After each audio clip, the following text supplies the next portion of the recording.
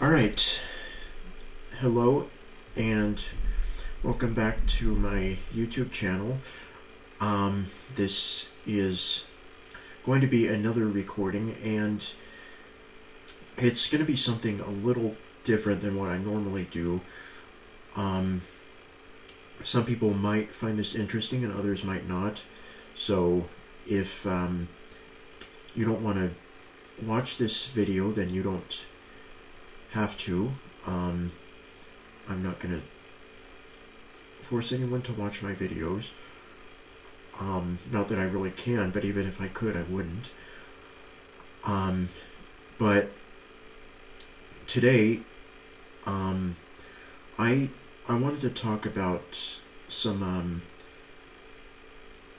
audio game stuff, audio game related stuff, mainly the history of how I got into audio games and how the person I have with me has gotten into audio games. I do have someone here with me who hasn't been here in a while, but for those of you who have watched my content, you probably know who he is by now.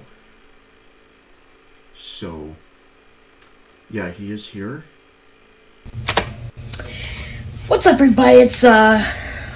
It's your favorite commentary thing. No, I'm just kidding.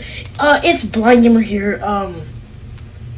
I have not been on Bryant's channel in a while, and that's for a couple things. Some personal stuff happened, and so I couldn't...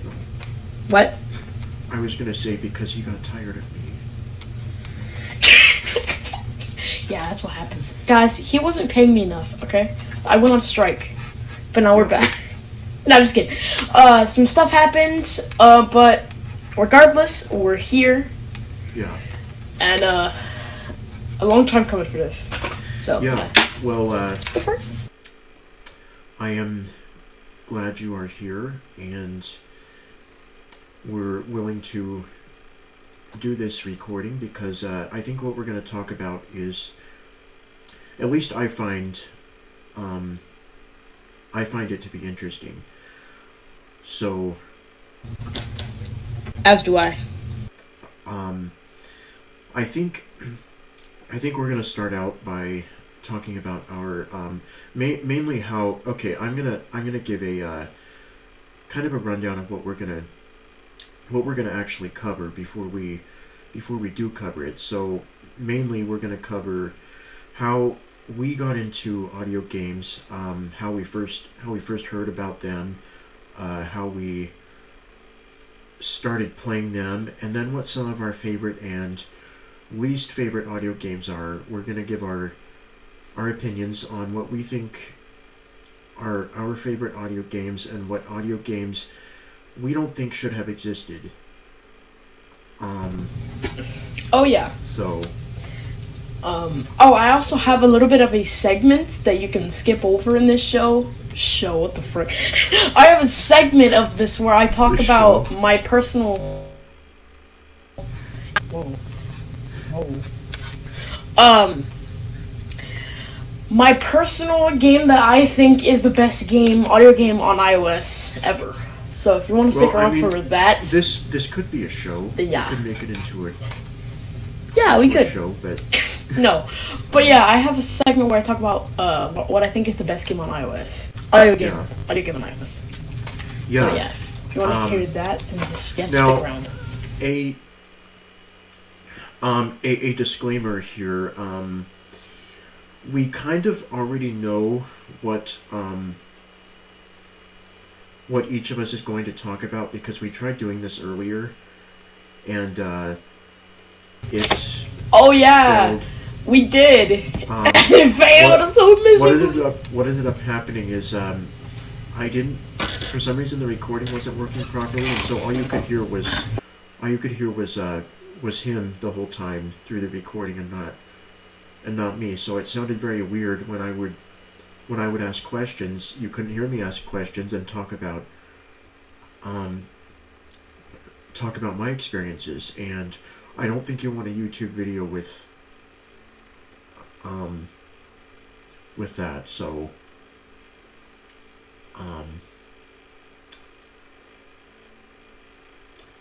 but yeah, so why don't you kind of start us off and go first?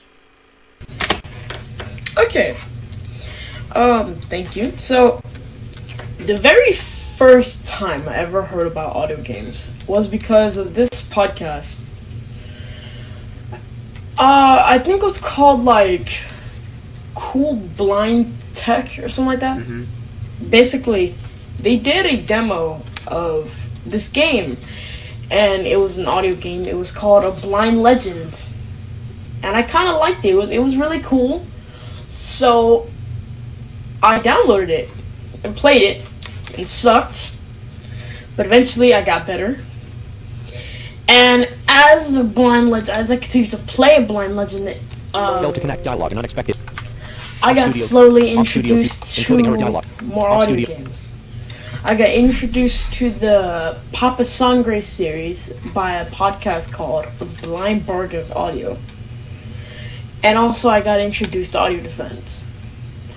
So, yeah, that was basically, so I'm going to talk about my audio gaming career and how it's branched out from A Blind Legend to other games. So, it first started with how I got introduced to Papa Sangre. I actually did not get introduced to Papa Sangre from the podcast directly.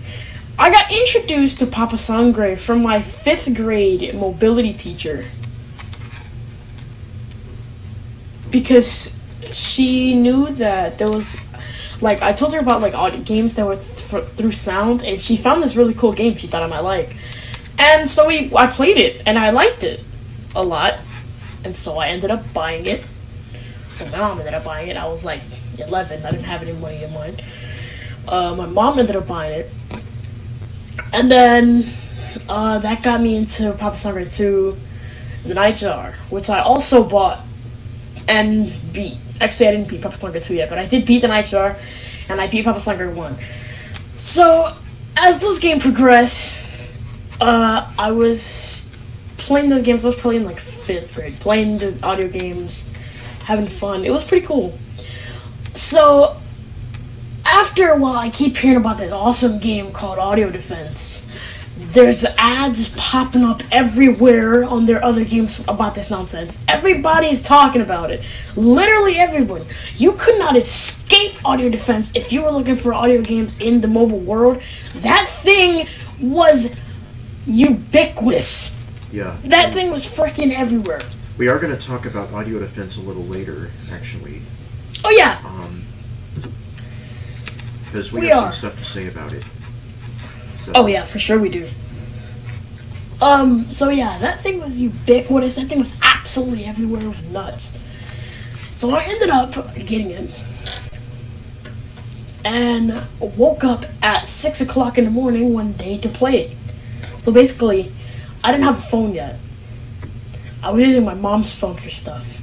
And she had to go with my younger siblings to some event for like 8 hours, maybe more. They got home at like 4 or 5, I don't know. Stop recording dialogue. Are you sure you want to stop recording? No button. So she had to leave, and so she bought me the game the night before, and she said, okay, I'm gonna leave you my phone, go play it and have fun. So I was up at 6, 7 o'clock in the morning playing Audio Defense because I've never played it. And oh my god, yeah. So literally as soon as they left, I got up. It was 6 in the morning. I got up, grabbed the phone, grabbed some headphones, opened the app, and you didn't see me for another 12 hours. That's literally what I was doing. For hours upon hours, was playing Audio Defense. I had school. I would come home, get the phone from my mom, unless she was using it, and play Audio Defense. Which, most of the time, she wasn't, because she was using a computer or whatever. And she called, hand it over, whatever. So, whoa, that was lag. Sorry about that. Mic lag. So after that, it was basically, and then I got introduced to, yeah, that was basically nothing, just playing games, and that's it. And then I got introduced to Sixth Sense, which is a game I was also hearing about from some people who demoed it. I think Illegally Cited demoed it, and a couple of people demoed it. I don't Illegally Cited. If you don't know who that is, he's basically, I don't know if Brian, you know who Illegally Cited is? He's basically a... Yeah. Oh yeah, I did tell you. He's basically a game spotlighter that takes accessible games and shows them off. That's basically, yeah, we're gonna talk about him a little bit later. This dog doesn't know how to shut the hell up. Sorry about that, folks. Anyway, so I got introduced to Sixth Sense, got it, played it, it was fun, and then I think that summer, I saw this one video, so I was browsing through YouTube, and I saw this one video came up from some guy, and it was called Let's Play Psycho Strike. And I was like, what the hell is Psycho Strike? So I looked up on YouTube, what is Psycho Strike? And a video popped up. It was by Illegally Cited, and it was called PC Accessible Game Spotlight Psycho Strike. So I clicked on it, learned more about the game, and really liked it. Like, really liked it. I thought it was really awesome. So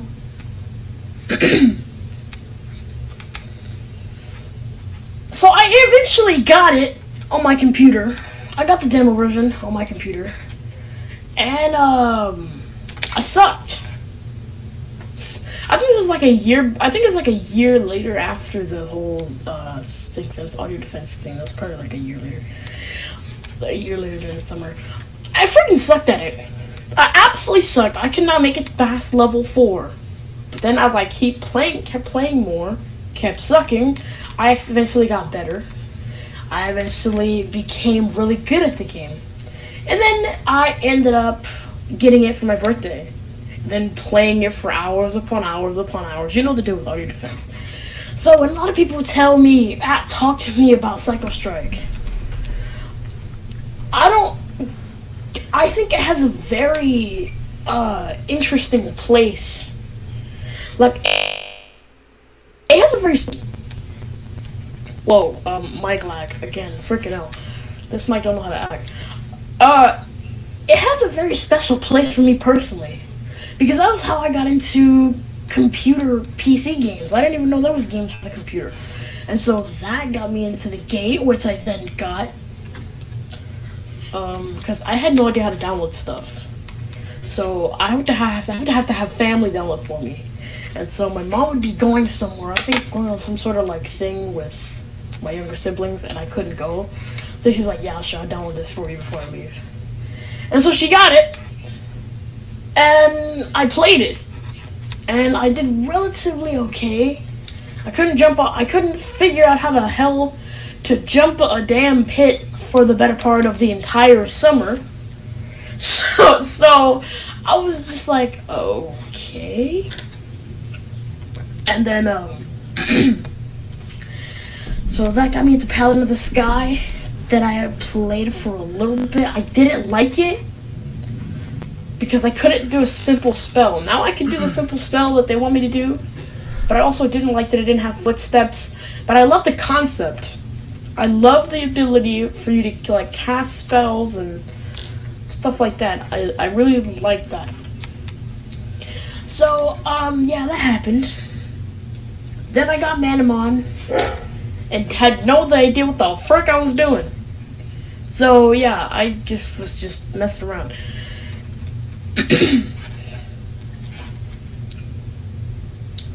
So yeah, I got Manamon, and then I ended up buying it, and I'm looking through stuff, and I'm hearing about more games. I'm hearing about Adventure at Sea: that I eventually ended up getting. I'm hearing about Entombed. I think it's a cool game. And, just keep getting stuff. And when I did learn how to download stuff, let me tell you, I think I killed my computer with the ability to download things. I am so surprised. You will not believe how the ability to give a blind, interested young audio gamer the ability to download stuff will kill the entire computer. It is absolute miracle working. Oh my god. I downloaded every single thing I wanted that sounded remotely interesting. I downloaded it. No freaking question. Oh, give me that, this, that. I downloaded so many games, it's unreal. Yeah. It was ridiculous.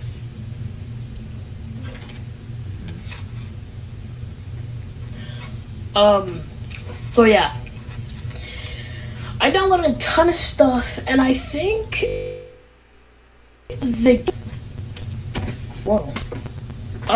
think the next PC game I heard about, there was like a ton. I ended up getting Entombed in 2018, in the summer of 2018. I freaking loved that game. I played it so many times, and I've played so many games, and I still like that game. I still think it was cool. I got Heroes Call December of 2017. I really liked it. I thought it was cool. So yeah, I like the Heroes Call. Heroes Call is cool. Entombed was cool. And that was basically it. I think with regards to PC game. Oh yeah, then there was Manamon 2. Oh my god, that. Manamon 2 came out in November of what? 2019. 2019? Yeah, figured. November 1st, 2019. So, let me tell you how quickly I clicked on Liam Irvin's video. So, I was doing geometry homework. I hate geometry. It sucks. But I was doing geometry homework. And it was a Friday. It was the 1st of November. And so, my phone buzzes. Hold on one second. Okay. So, my phone buzzes, and I look at it, and it's Liam Irvin's Let's Play Manamon 2, The Eternal Requiem, for November 1st. I put that book away. I was like, nope. Yeah. Screw your homework. Now, this is more important. I wanna interject here if you don't mind. Oh, for sure. Go on. I saw the same thing, and this was literally the first I had heard about this game, because before Liam started playing it, I was like, or when I got the YouTube notification, I was like, what is this? You're not telling me there's a new Manamon game, are you? Because this was the first I had heard about this, because Aaron didn't announce that there was a new Manamon game. There was literally no forum topic about it on audiogames.net. There was no news about it up until Liam Irvin's Let's Play. I'd heard nothing about Manamon 2. So that was really unexpected.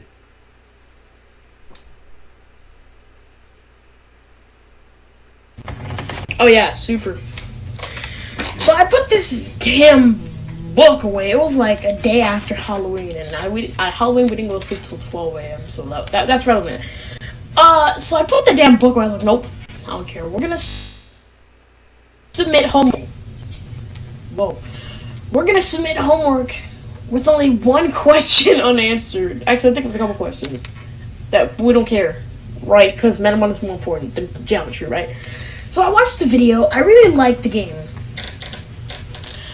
I actually don't get around to buying it until June of 2020. And when I did buy it, it was like in the beginning of the summer. So I spent almost the entire summer playing Manamon, like waking up, playing Manamon, eating, going to sleep. That's basically what I was doing. I don't think I bought it until sometime in 2020 either. Oh my god. I don't think I bought it until sometime in 2020 either. because Channel message from Prime Minister Steel Blade. What are these dogs doing?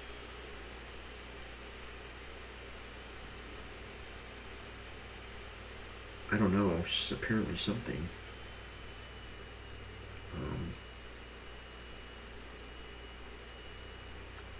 They're impartial to the fact that we're recording right now.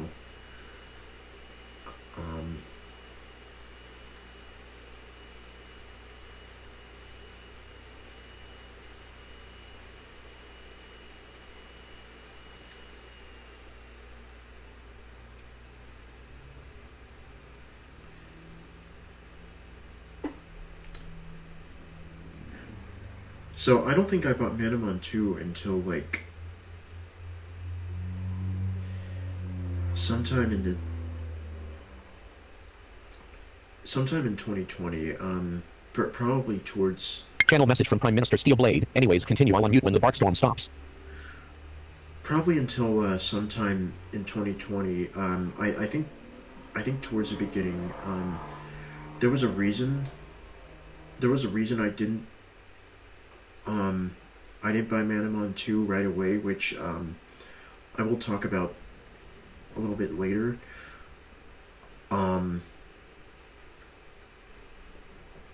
But I didn't buy Manamon 2 right away. But yeah, the Manamon 2 release was very unexpected. Like I said, Liam's Let's Play was literally the first I heard about the game, because I remember waking up and a little while after I woke up, or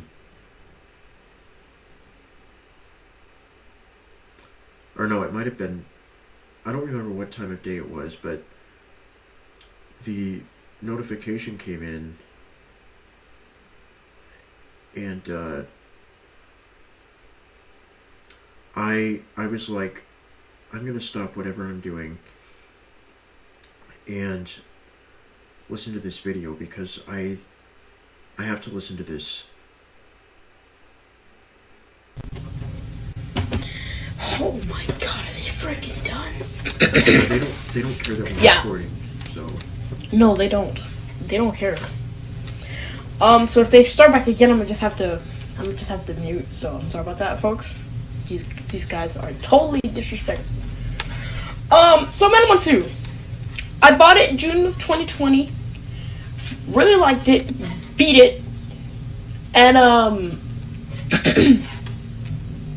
yeah. So after that, Manamon 2 was basically just messing around with Manamon 2. I beat it like twice. I also beat Manamon 1 for the first time because I restarted because I had a terrible team. I got introduced to... What other games did I get introduced to? Oh yeah. Then I met some people. That's when I met all the people that you see me associating now. Like, if you watch other channels, the people that I met back then were like, I started talking to those people in like October. So they introduced me to this game called Revenge of the Undead. Oh yeah. Before that, I think it was Undead Assault, which is a pretty neat game. But overall, it's not played. It's one of the games that's cool. I've played so many matches in it. But it's a game that I think, I don't know, for me, like, after I play it for a little while, it gets kind of boring. I agree. And... Hold on one sec.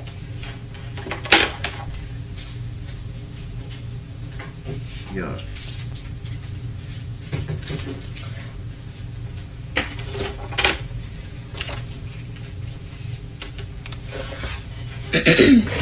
Yeah, I agree. Undead Assault is a interesting game. It's kind of cool, but after a while, you play it and then, yeah, it's boring. So I got introduced to that. Pretty fun. Played a ton of games. Then I got introduced to Revenge of the Undead. It was pretty cool also. I liked it. I was playing it a lot in like December of that year, 2020. And then I got introduced to Crazy Party, which is one of the most diverse... Oh my god, Mike. Behave, bro. Crazy Party is one of the most diverse games I've ever been introduced to, because it had so many things packed into one. It had mini games, which I didn't particularly like. It had boards, which I thought was cool. It had micro games, which are freaking disgusting. And it had battle, which at the time I thought was really, really cool, because there was no game like it, so... I played it with friends, and we battled a ton in Crazy Party. I learned about different strategies, and I got better at battling. So then I got introduced to Bloodstorm a week before it died. So R.I.P. Bloodstorm. Then I got introduced to R.I.P. Bloodstorm. I would say R.I.P. New Bloodstorm, but the guy who owns a Vulcan is disgusting. We're not gonna get into him though. I got introduced to SYW, and I got introduced to also Golden Crown, which died freaking rip. I'm not gonna say more, but people who know me know my stance on that nonsense. So yeah, that's basically where it ends for me. I mean, personally, I still play quite a few games here and there. Oh yeah, I have to count like the Veil. I bought that. I got like a ton of other games. But that's basically it. That's basically how I got into audio games. That's basically how I was playing audio games. I got into RS and QC very recently. The only reason I got RS because my friends, Luke and Jaden, were playing RS, and I was like, yo, why didn't you invite me? And Luke's like, you don't have it. And I was like, why don't you give it to me, and then I'll have it. So that's how I got it. And then QC, I got it like a couple hours later. I think the first game we played was like duck racing. It was really fun. So yeah, that's my history with audio gaming and audio games in general. Now I'm gonna give Bryant the mic, and I'm gonna let him talk about his history, because his history is a lot longer than mine, because he's been in the audio gaming industry for a lot longer. So Bryant, the floor is yours. Yeah, so let's rewind back to I want to say at least 2005, maybe 2004. Before 2004, the first desktop I got was it was a computer that was given to me by the they're called the Lions Club. They gave me a computer with JAWS on it. Back then it was JAWS, I believe 5.0, that I had on that computer, and that computer kind of turned into a family computer. It was kind of mine, but everyone started using it and had their own user accounts. This was back in the days of Windows XP, dial-up internet, things like that. So I had that computer for a little while, and then 2004 or 2005 comes around, and my mom one day said, I'm gonna sit down and try and try and find some games that that Brian can play, because at the time we had things like PlayStation. I believe we had a GameCube, things like that, and I would sit and listen to my sister play games on there. Sometimes I would play games, at least the games that were. Oh yeah, the good old days playing classic Nintendo for 9 hours straight. Oh yeah, that was so much fun. Anyways, I'm sorry. Continue. So some of the games I could kind of play reasonably, but my mom wanted to find some games that were maybe specifically for blind people that that were out there, and she ran across this this website called blindsoftware.com, or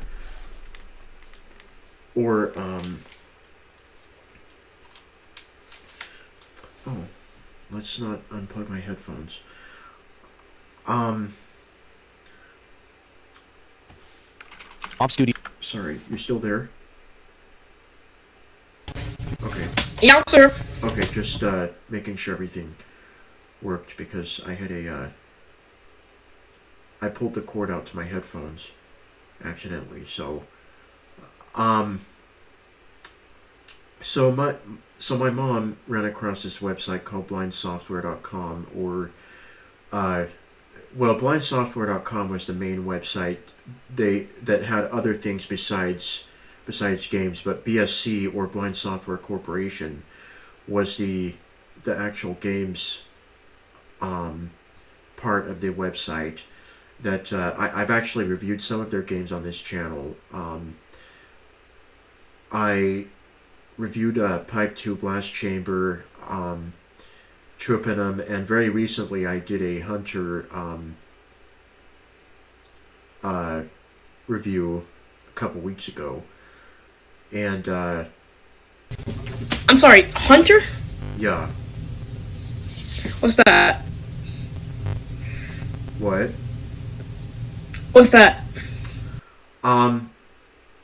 So Hunter is a game where you basically you go through 10 levels, and the main objective is to eventually reach this this land where an ancient tribal statue is hidden, and retrieve it. But you have to go through 10 levels. Your name is Hunter Joe, and you have to go through 10 levels on your journey to the island. Things like a jungle where you have to knock out animals with a dart gun, otherwise they will alert a voodoo doctor to your presence, because they've been trained to alert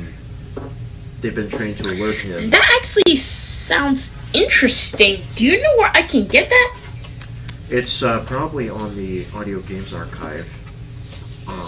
Under what dev?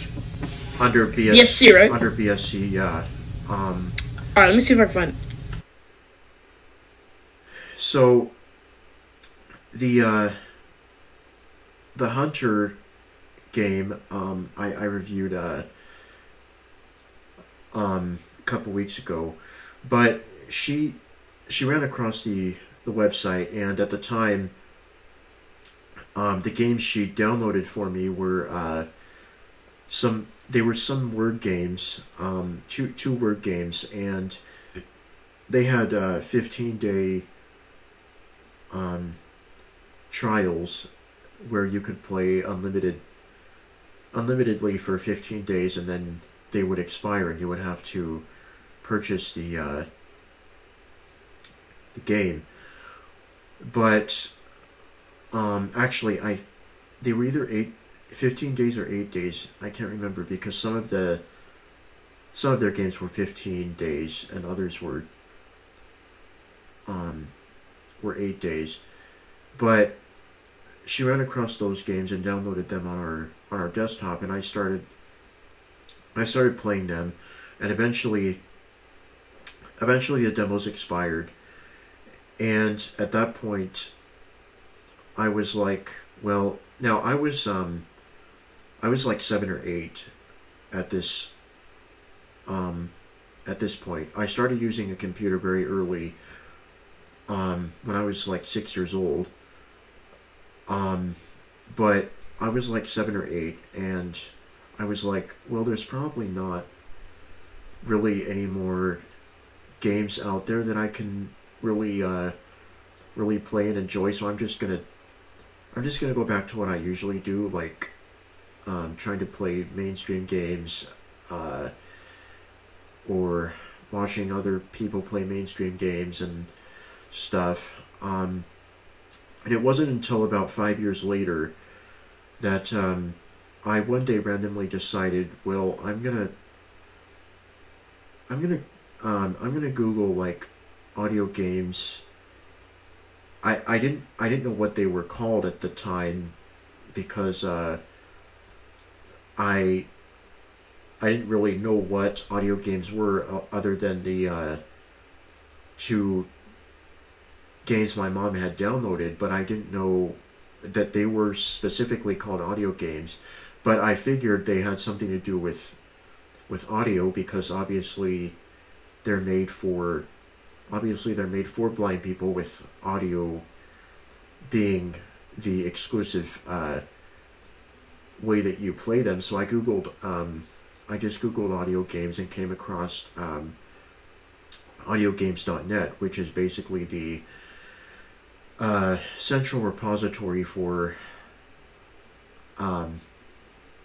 audio games. There are hundreds of games on there, and at the time I downloaded everything I could get my hands on that sounded remotely interesting. It was going on my desktop. Same. So I said, okay, this game sounds interesting, I'm going to download it. This game sounds interesting, let's download it. Some of the first audio games I played was, they were from a website called Kitchens Inc. or Kitchens Incorporated, who Jim Kitchen was his name, and he developed many audio games, and they were all free, and they were anything from board games to sport games, things like that. Dude, those adult games that if my mother walked in on me playing with my headphones off and the speakers, back then, like back when I was 11 or 10, now she don't care. But like back then, what? Conquest, Triple J shooter. Yeah. It sounds like an innocent shooter. No, it's not. Conquest? Oh, that just sounds like you're going through a dungeon and kids. Dungeon Master. Okay. Oh, yeah, that. Yeah. But, I want to quickly interject to offer, I just want to quickly say rest up to Jim Kitchen. He was a vet in the audio game community. Mm-hmm. He produced a ton of stuff along with another developer that he'll get to later. Yeah. But they're both vets. As a matter of fact, Jim Kitchen was one of the earliest audio game developers that. You know, he was around back in the days of before Windows was even a thing. He developed things for the DOS. Or disk operating system, which was the. I had no clue. He was. Yeah. Ooh. Which was back in the 90s. Stuff like that. And so he used to have games. He used to have games for that. But yeah, he was he was a very iconic game Oh yeah, developer, and he was a vet in the yeah, audio game community. So before he continues, I just want to say rest up to Jim Kitchen. Your projects yes. are always remembered, and yeah, rest up. And the audio games did survive that he made, which is a good thing because they some of them I still play, and the audio games did not disappear when he passed. So they are still being hosted, and so the Kitchens Incorporated games were some of the first audio games I ran across when I was doing my my audio games searching, and then I started finding more and more audio games. I found I remember being really frustrated because I found Mysteries of the Ancients, which was made by Thomas Ward, who has also passed.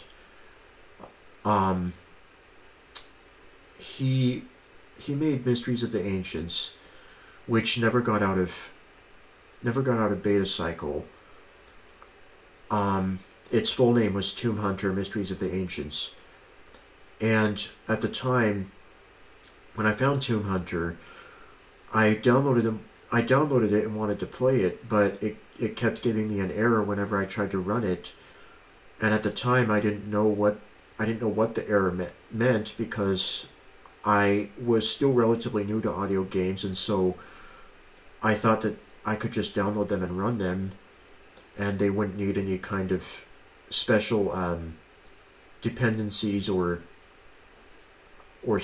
stuff like that. But it turned out that one of the dependencies I needed was actually missing, and so the game would not run.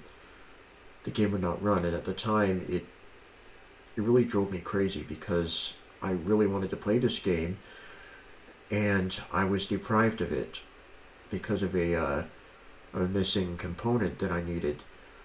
And eventually, I downloaded a game that actually fixed the issue and installed the dependencies I needed to play Mysteries of the Ancients. And I don't remember what that game was, or how it, or what. I don't remember what the game was, but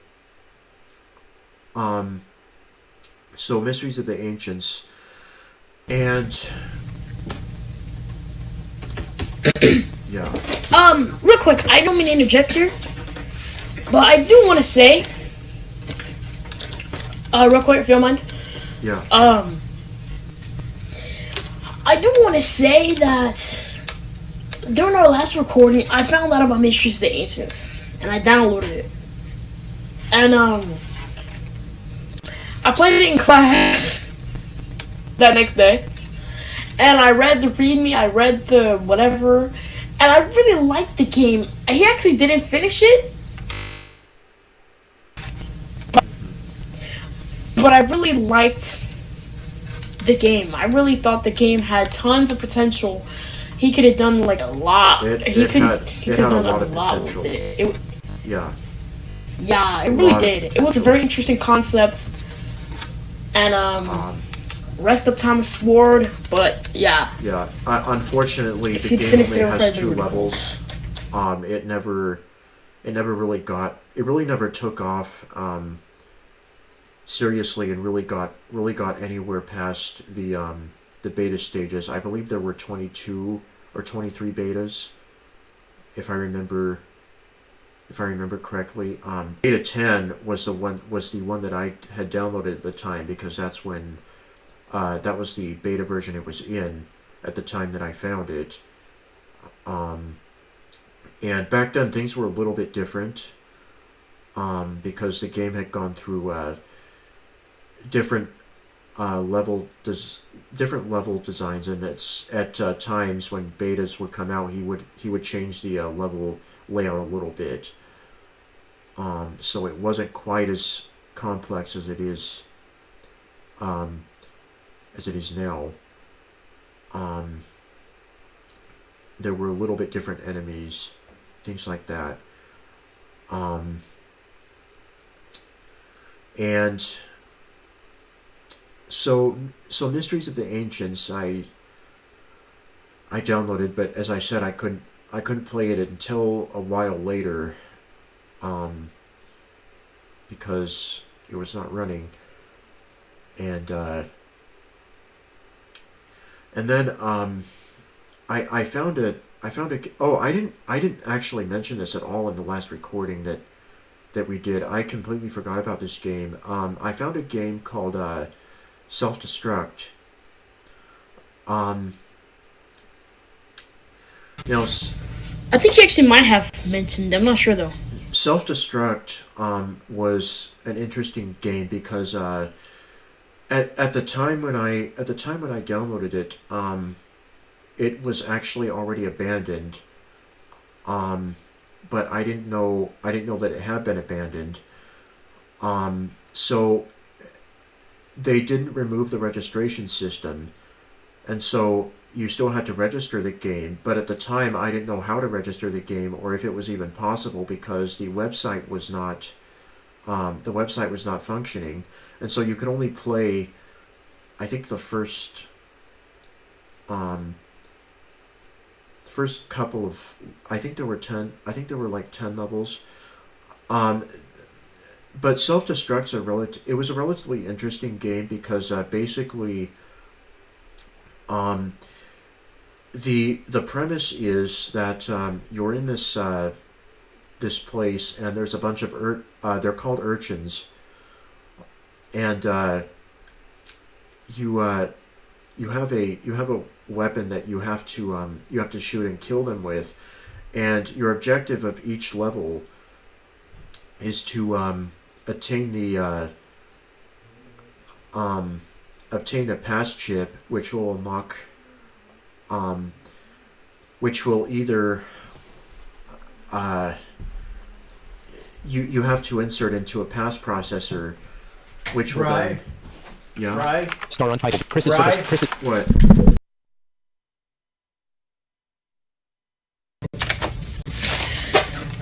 Okay, guys.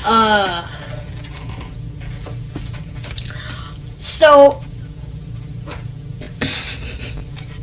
I guess he's like muted. I don't know if he's. I'm back. I don't know what happened. Oh, you bet. Okay. I already know. I was like, oh, it's time for a hostile takeover.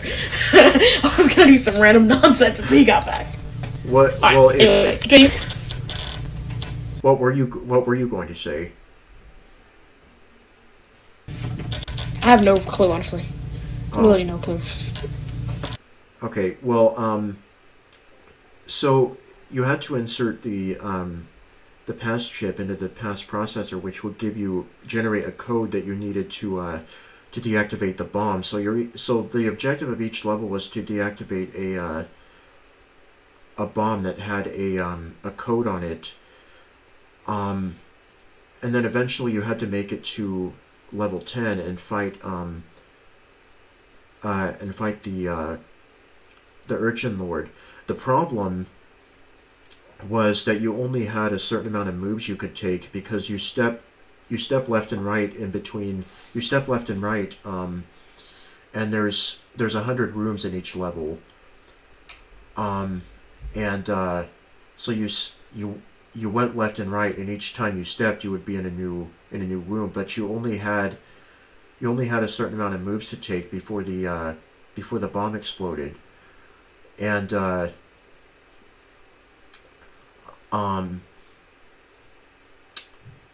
so you either had to deactivate the bomb, or you had to find the teleporter, which would teleport you to the next level. But you needed a certain amount of gold before you could use the teleporter. But at level 10, you had to fight the Urchin Lord, and that was the final boss of the game. There was also different kinds of urchins other than the normal ones, like the alpha would had a cannon he would try and shoot you with, which did much more damage than the normal urchins did with their weapons. There was also a medic who would heal any urchins you hurt if they were of a certain level, or if they were of a certain health, I mean. And but those two urchins weren't always active in each level. It depended on just randomly if they were active. But at the time I discovered this game, it wasn't registered, and at that point I didn't think it could be registered. But I hadn't read the audio game's description page thoroughly enough, and I ran across a thing that said that the game came with a key generator that just generated a key for you that you needed to paste into the registration box of the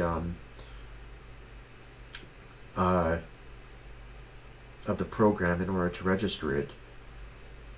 And I actually have a recording of me actually finding that out and registering the game, and I remember being like really happy because I could play the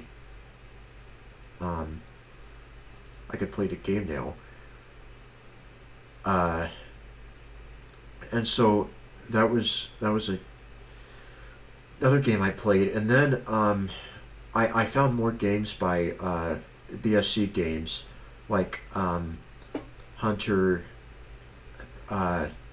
Pipe 2 Blast Chamber, Troopinum 2, things like that, and those were also demos at that point. And Pipe 2 was the first game I had the full version of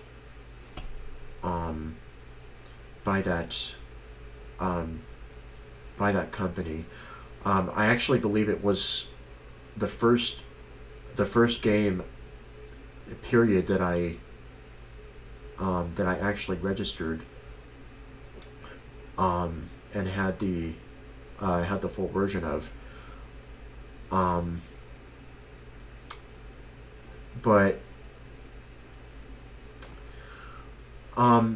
So I ran across a game called it was called Monopoly, and at that point Monopoly was it was developed by a company called RS Games. Eventually Monopoly would be incorporated into the RS Games client, which the RS Games client is what you were talking about earlier. Yeah. The RS Games client is a client that has a bunch of online games.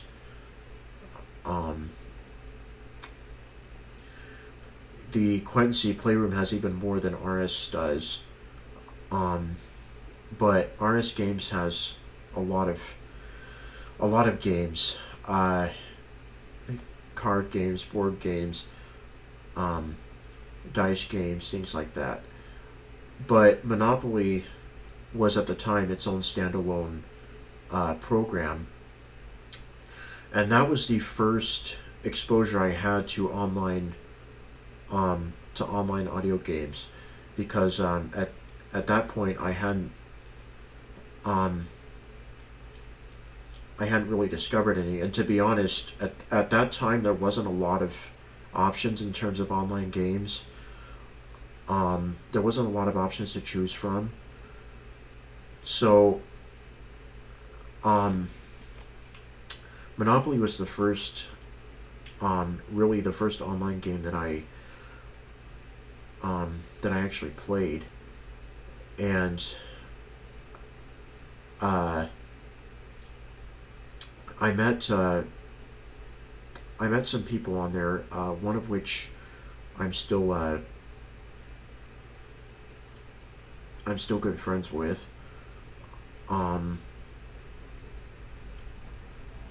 That was I think that was back in 2010, so about 12 years ago now. Is when we met. Chris Wright is his YouTube channel, and I do want to say that he makes a very good YouTube channel. His playthroughs are very good, and it's thanks to him that I know how to play some stuff that I originally didn't. I used him a lot for Manamon, for help with Manamon and Manamon 2, things like that. Chris is so I think you did too.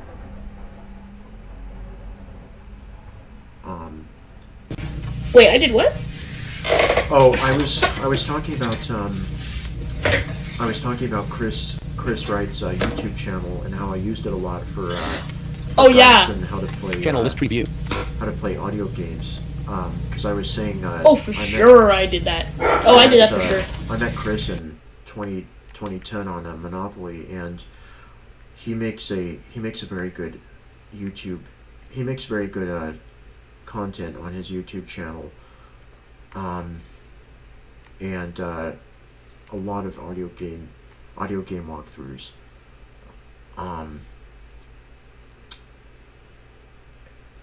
And I relied on them heavily for Manamon and Manamon 2 especially. So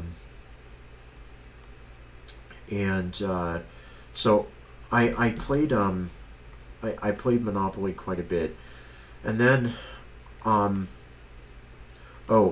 and before that I can't forget about Entombed. Entombed was Oh yeah. one of the first games I actually registered and bought, but I discovered Entombed probably towards the end of 2009, and at that point it was in beta stage. So the first version I played was beta 1.4, and back then it only had 7 floors, and the Drake, and then the game ended when you descended to the 8th floor. The game ended, and so Entombed was one of the first games I purchased. I think I purchased it in either 2010 or 2011.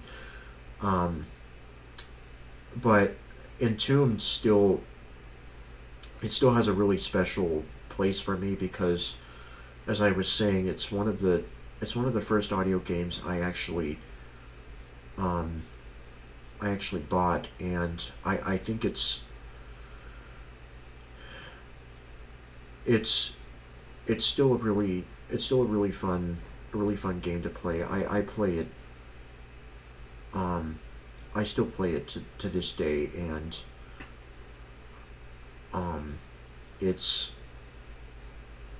a good game. The other games like Super Liam, Judgment Day, stuff like that, I found.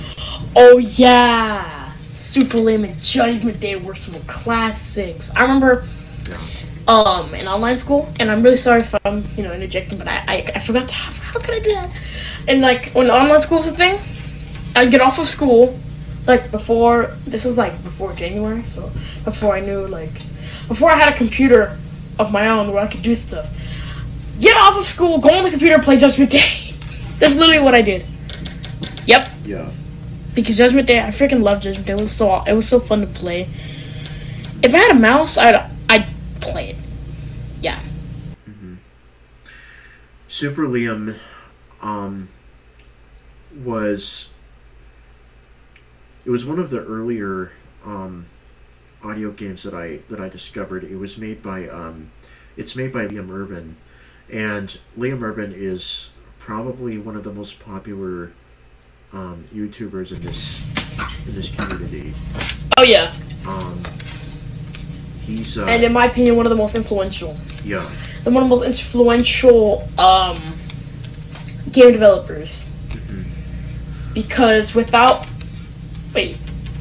Super Liam, we wouldn't have what we have now. Like, we'd have audio games, yeah, sure, somebody would do it, because I actually said that in one of Liam's chats, and Liam was like, yeah, but somebody would do it eventually, but see, here's the thing, you don't know how far that eventually would be. Yeah. So, without you doing it when you did it, we would be behind in the audio games market. I agree. I mean, I think we might have gotten there eventually, but I think it would definitely have taken longer if he hadn't developed Super Liam and made it what it was. I don't think we would have gotten to where we are as quickly. Because it was thanks to him that these other games were able to really develop into what they were, because Super Liam at the time was the first game of its kind, the first kind of side-scroller platformer game that we had. Now, granted, it was pretty basic, but it still paved the way for a lot of audio games that we have right now. Unfortunately, it hasn't. I don't think it's aged well. But that being said, it's definitely arguably one of the more influential games we have. Yeah.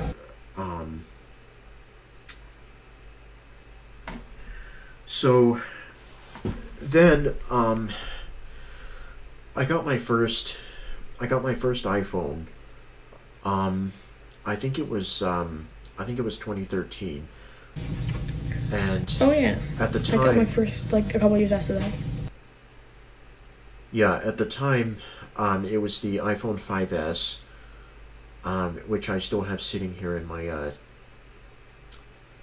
desk. But everything is off of it, and it can't be updated anymore because it's not supported.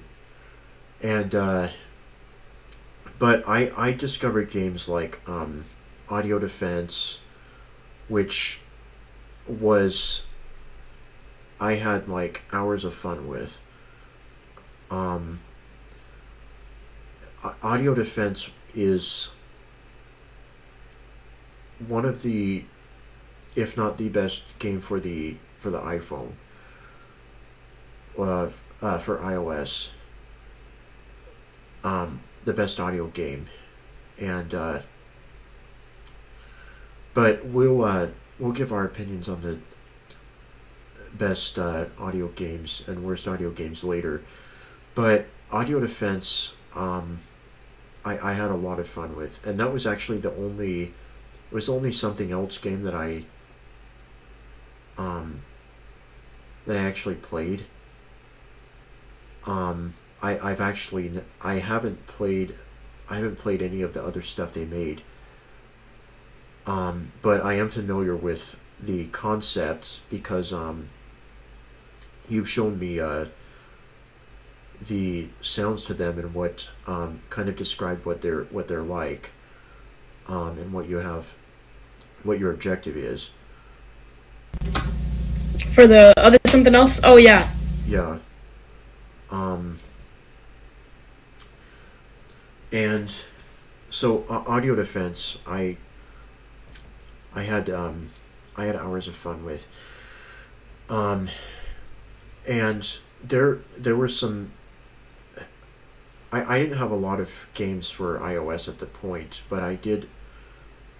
I had audio defense. I had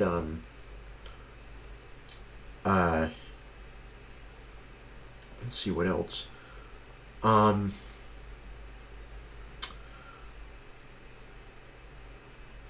don't know of a lot that I actually.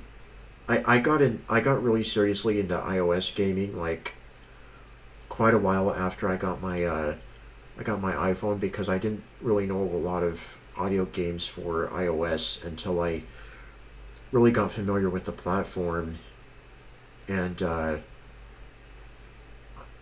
started discovering more stuff. But some iOS games I played are like audio defense. Fear is another good one.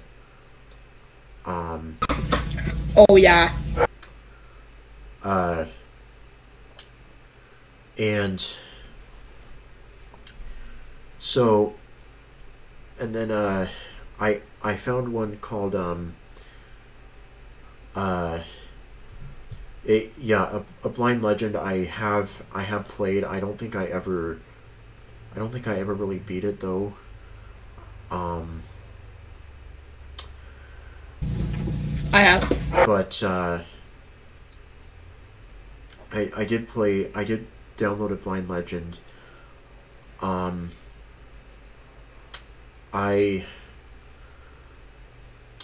then later I found games like Audio Wizards,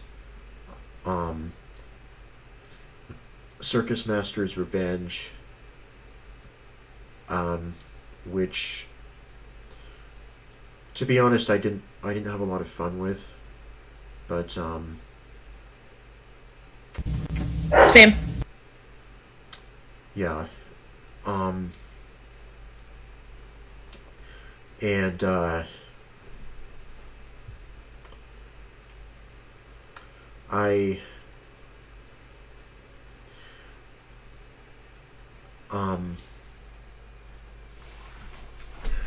so yeah, and then fast forward to where we are today. I play a lot of online games now, and Same. Online games are stuff like Crazy Party, Sketchbook Your World, QC, Quincy's Game Room, RS Games,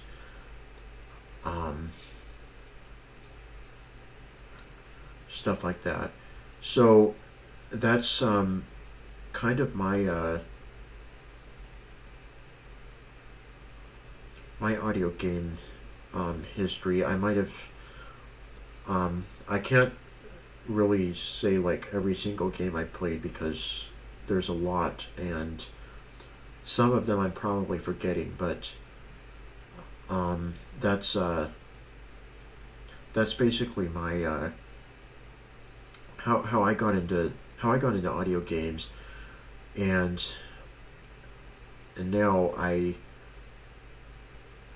it's expanded really to a lot of online stuff, and it's actually I do want to say that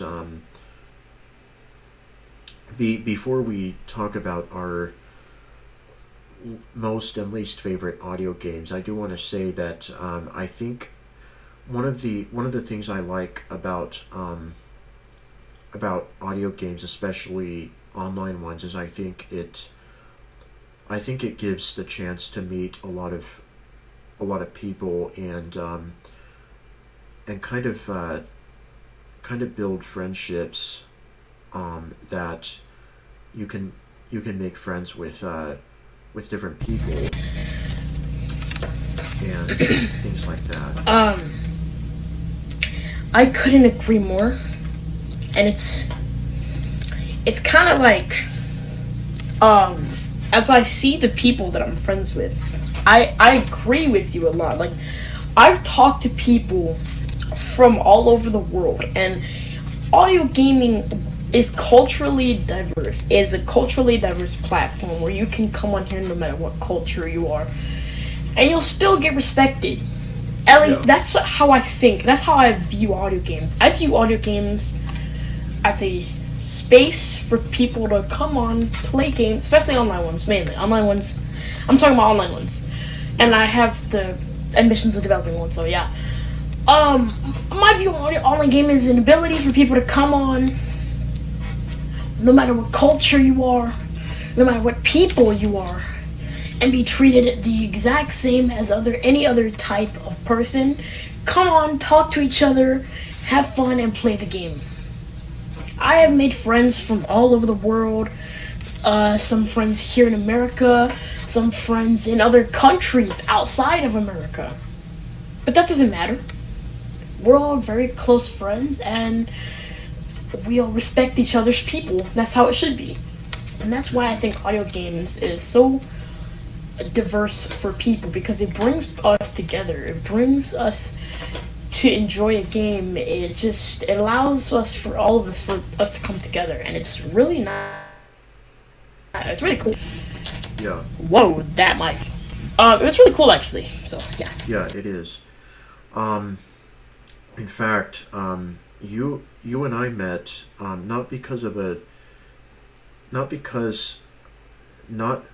not from like an online audio game, but we met because of a problem you were having with an audio game. Yep. So,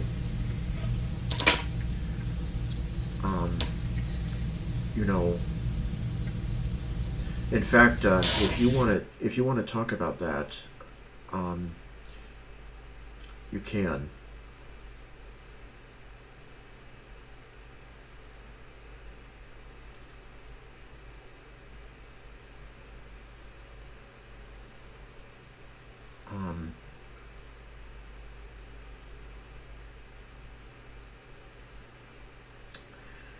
You and I met because of a problem you were having with Entombed.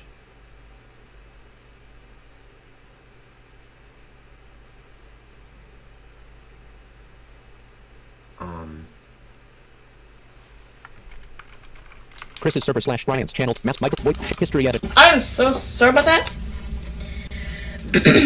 Somebody was calling me, and but yeah, I will explain very briefly how it happened. So this was March of 2021, and it's actually late March, and we were talking a little bit, but we weren't like really talking like how we would talk now.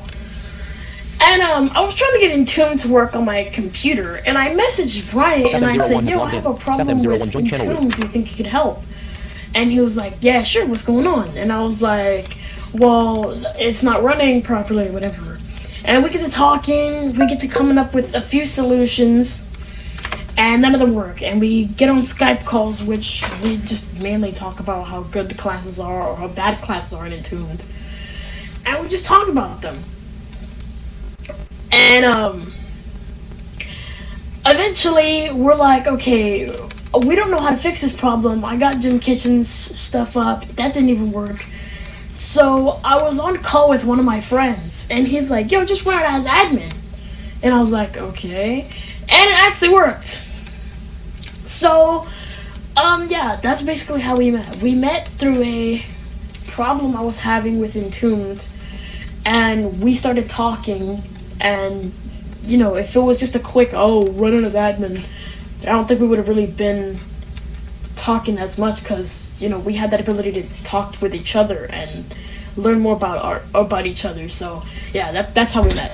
Yeah, and we had talked before a little bit. We were we actually we Luke has did logged talk. in. Luke joined channel root. We did talk through a Team Talk server that oh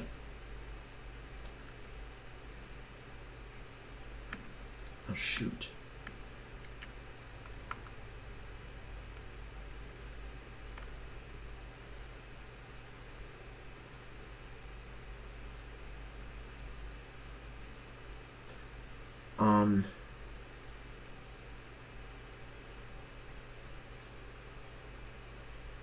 Messages, Luke. Dialogue history, less Luke. Greater you mind if I enter. New message, edit blank. Cancel button.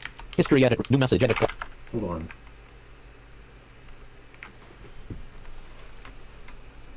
Cancel button. New message, edit blank.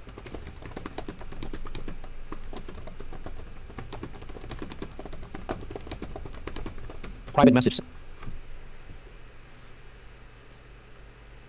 Hold on a minute.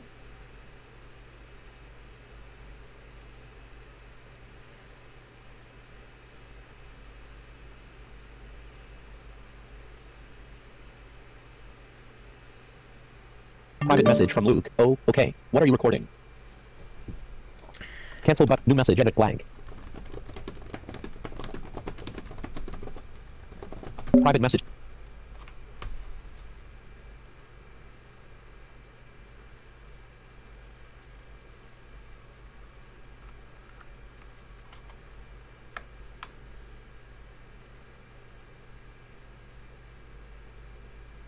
Private message from Luke. Oh, sounds cool. Speak. Speak up. Speak up. Okay. So, where was I? What was I talking about? I'm not sure. I think you were still talking about the Intune problem. Oh yeah. So So we had met on a Team Talk server before that, but we didn't talk nearly as much as we are now because but it was thanks to this Private message from Luke. Well, have fun. D. Luke. Private Chris's server / Ryan. Chris's server / Ryan. Message edit blank. It was thanks to this this problem that we really did start talking and trying to solve this problem and having the opportunity to talk about Entombed, our favorite and least favorite classes, stuff like that. I think gave the opportunity to really get to know each other, stuff like that.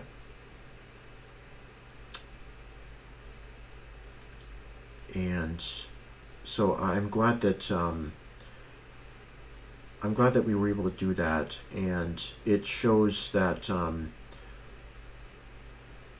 audio games, and not just online audio games, give the opportunity to really really develop friendships and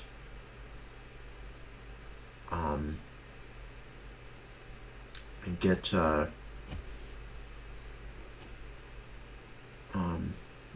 really be able to talk to each other. yeah. So now I think both of us have been looking forward to this. What we're gonna talk about now. Okay, so my question is, do you want to do the segment of the best and worst audio games, or do you want to do the best audio game on iOS on hands down segment, or do you want to leave that for last? What do you want to do? Because I don't care. No, because we can talk about like our best. Because there's a list where There's a segment that we did last recording where we took audio games and put them on a list Yeah. of best and worst. But there's also another segment where I talk about what I think is the best game on iOS, and I have arguments to support that that claim. I mean, I think that can kind of be incorporated into what we're gonna. Yeah, it kind of can. About. Okay, that's cool. So,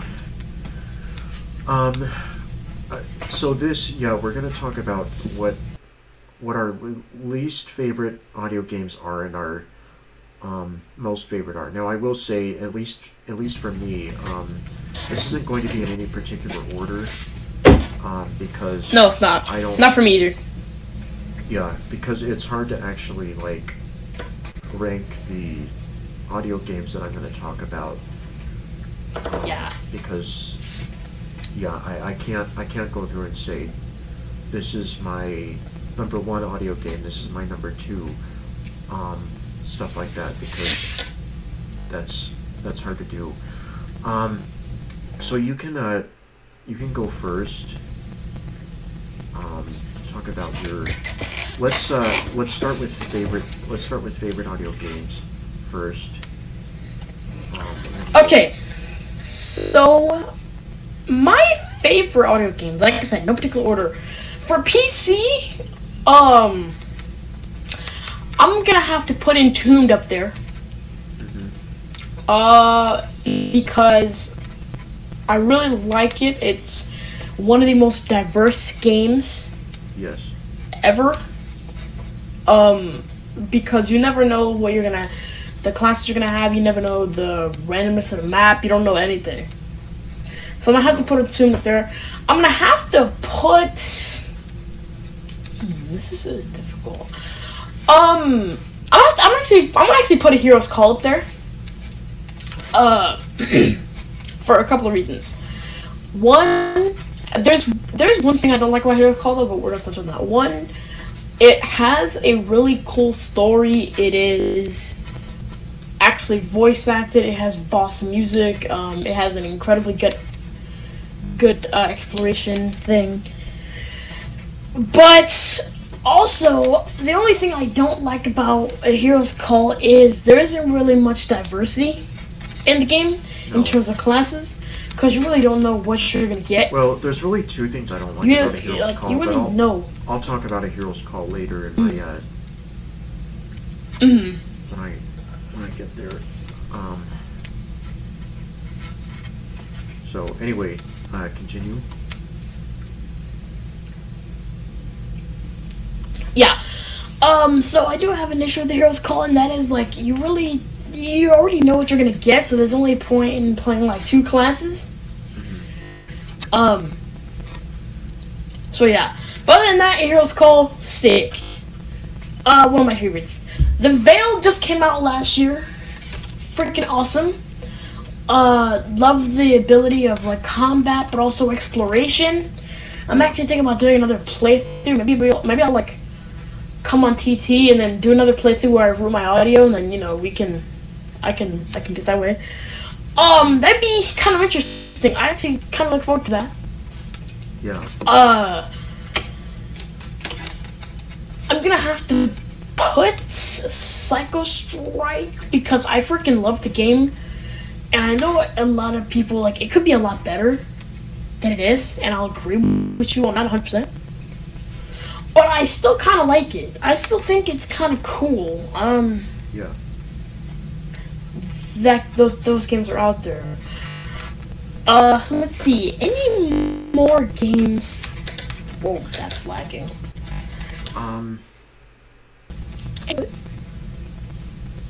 Whoa. I don't think there was. I don't remember any more that you had put on the list last time. Yeah. I don't think I put any other games. You can. As far as iOS. Yeah. What? Oh no, I was gonna actually say what you are going to say. Your favorite iOS Well, you Oh, yeah. talk about your favorite iOS game. Well, I have a couple of iOS games, but Yeah. Papa Sangre, all the something else games are being on the list. So, Papa Sangre, Nightjar, Papa Sangre 2, Audio Defense, all those other games are on that list. Fear for sure. I really like that game.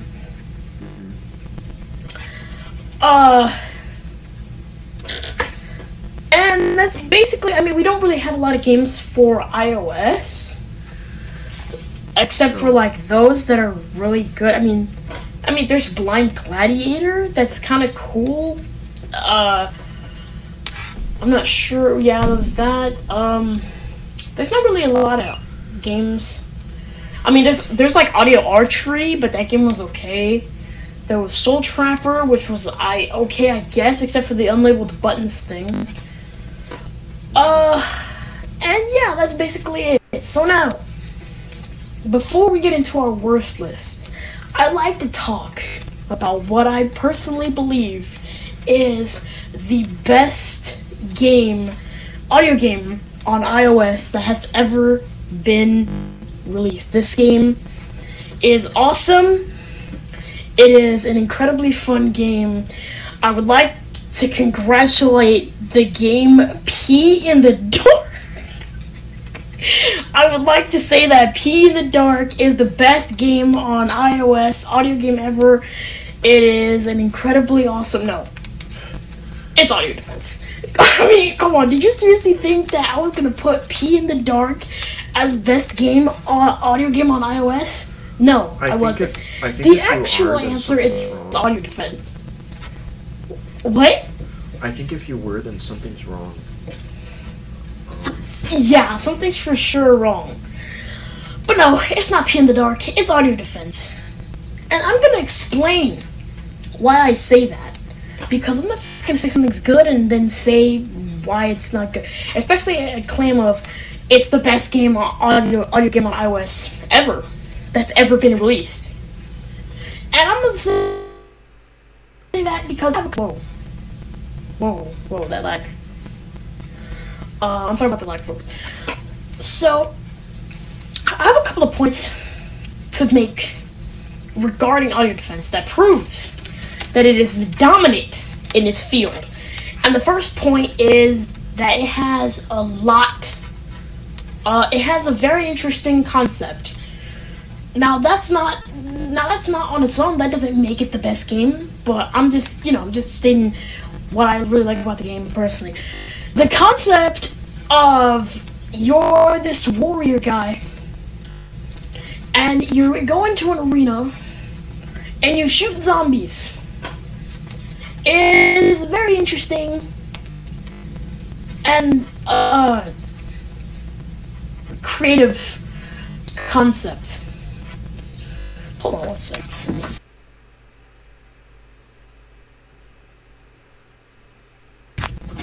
Okay.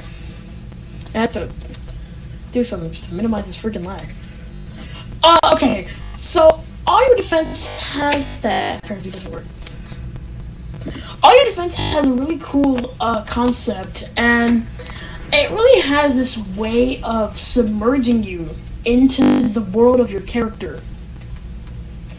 It does it with, like, there's an ability for gyro where you, like, turn to face a zombie and you shoot it.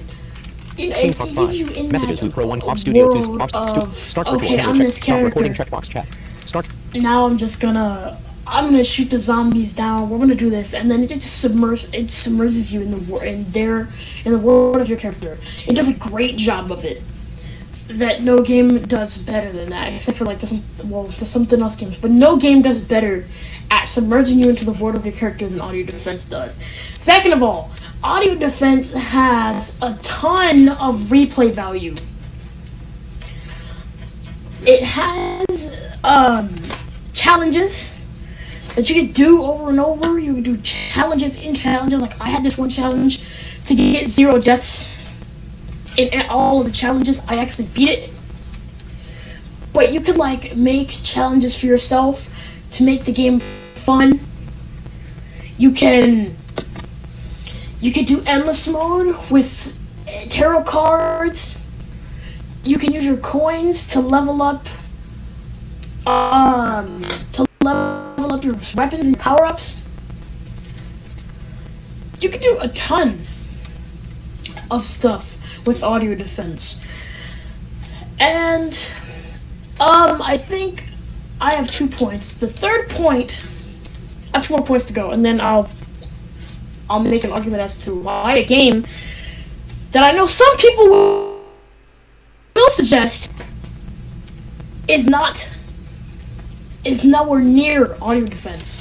So the 2 points I have are C, it is the first in its field. There is no game that has been released before audio defense that was, in a nutshell, audio defense. No. Audio defense was the absolute very first game in its field.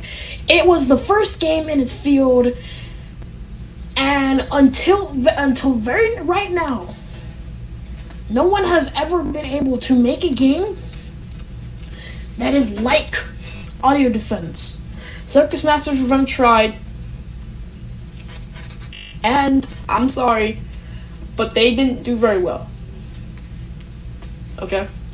Audio defense is the game that, for right now, is the very only one in the field of games for iOS like this. It stands alone, and it doesn't need any other games to support it. It's good on its own merits, and it's always going to be good on its own merits. Now, my last point I have is that when there has never been a game that has been released with a major bug in the game. Like, this is the only game that has come out with a super major bug. And the community goes, okay, I'm just going to let you release a patch and fix it, instead of giving the developers major backlash. You can put out a game with a huge bug now, and people will get on you. They will call you incompetent. I mean, if a couple of people still were doing that, like, they will call you, like, they will say you're not a good dev because you came up with something with a huge bug. But the community said, okay, I'm not going to give you any backlash. I'm going to let you fix the problem and release a patch. And they did. So that is why, off of those 4 points, this is why Audio Defense is the best audio game on iOS ever. Now, you could say other games. You could put other games up here. But one game that I will not allow to stand next to Audio Defense as a contestant, as a candidate for best audio game on iOS ever is Timecrest. I will not allow Timecrest to sit next to Audio Defense as even a as a candidate to that. We're removing its seat right now, and this is how. First of all, number one, Timecrest is not even an audio game. It is a game that is a text adventure. It was made for sighted people. However, the developer decided, you know what, we think blind people should be able to play this game, so we're going to make it accessible to blind people. Blind people were not Timecrest's target audience. Now, It doesn't make Timecrest a bad game. It just makes it not an audio game. Go on. yeah. Now, I'm never going to say that developers should not have that attitude, because that's a very good attitude to have. It's something I wish more developers would do. More mainstream game developers, I wish they would say, you know, blind people deserve to play this game, and we're going to make this, we're going to dedicate our time to making this game accessible, and we're going to we're going to do all we can to ensure that blind people can play and enjoy this game. I think that's a really good attitude to have. So I agree. I think it's a great attitude to have. I think more developers should have it. But that does not make it a bad game, although I think the game is freaking garbage. But that does not make it a garbage game. It just makes it not an audio game. So, Timecrest, you are eliminated. But I'm not done. Second of all, Timecrest does not allow you to do what you want. Sure, there is a little bit of replay value because you can replay the game and select different options. But it does not let you do what you want. You can't do anything. You only do what they tell you to do. You can't do what you want. In Audio Defense, you do what you want. Now, I'm not saying all story games are like this. All story games, actually no, the Veil's not like it because in the Veil you do what you want. To a certain extent. Obviously, you're following the story, but in the Veil you do what you want. yeah. More than you do what you want in Timecrest. And a lot of text adventures, they're still giving you story, but you still do what you want in some aspects. Yeah. In Audio Defense, it's an entire game where you do exactly whatever you want. You wanna do some challenges? Bruh.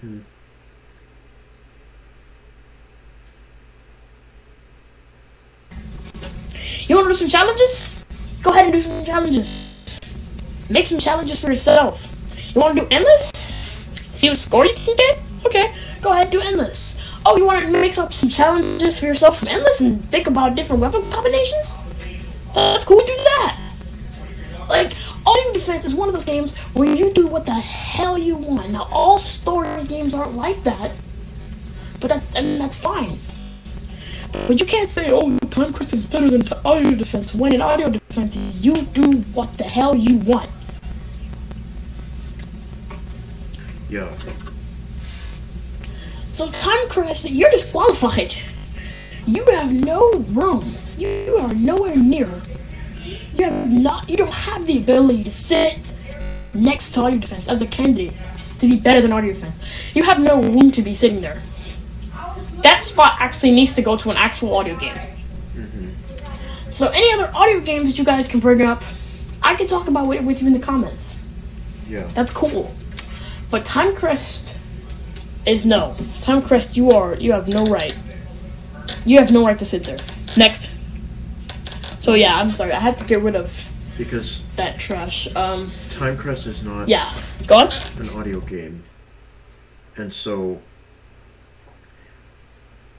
it can't stand alongside of Audio Defense.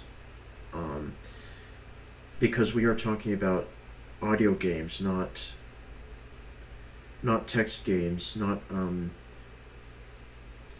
stuff like that. So Timecrest can't be a comparison here.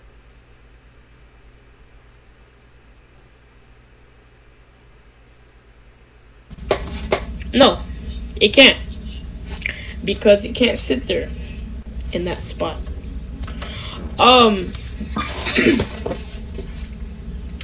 So yeah, those are my best games. Audio Defense is the best audio game on iOS ever.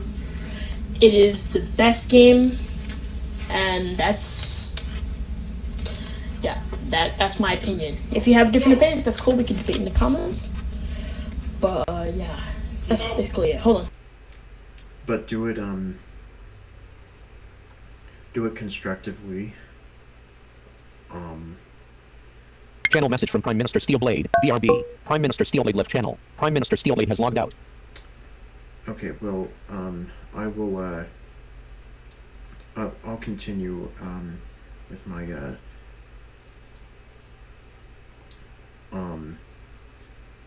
what I think are my favorite games.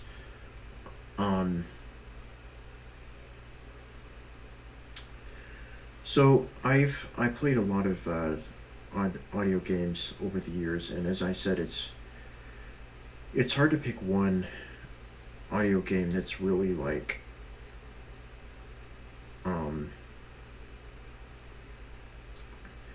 you know, that really tops the list, because there's so many out there that I can't pick one specific one that's gonna be able to like it's gonna be able to top the list, because there's not one single audio game that I can say like is number one. But that being said, this is a list of audio games that I'm gonna talk about. One of the games I really enjoy is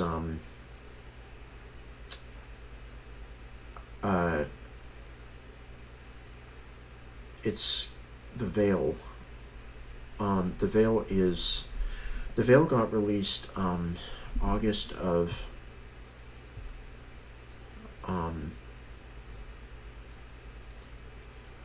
last year. I believe it was August. And when The Veil was released, I had heard like I'd heard demos. I'd heard people like play it briefly, and I tried not to like not to spoil the game for me, because I don't like having the game given away, or having the story given away or whatever, because part of the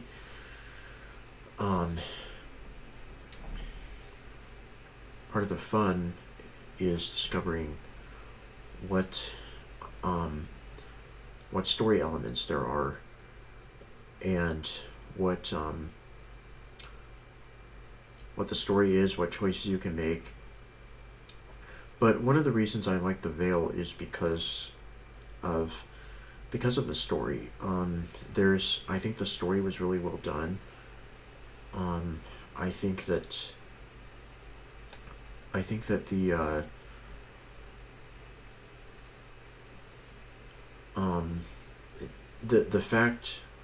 the fact that you have like all these choices you can make, as far as what you can do in the game, because certain choices actually influence the some choices influence what's going to happen. Some of the choices you make actually have different outcomes, which is something I really like.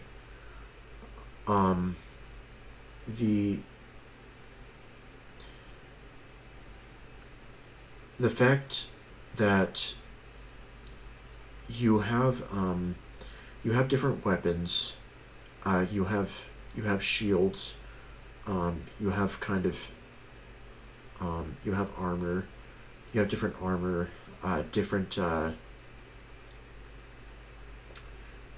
shields you can get, because in each town you go to, there's a blacksmith you can buy things from, and you can actually see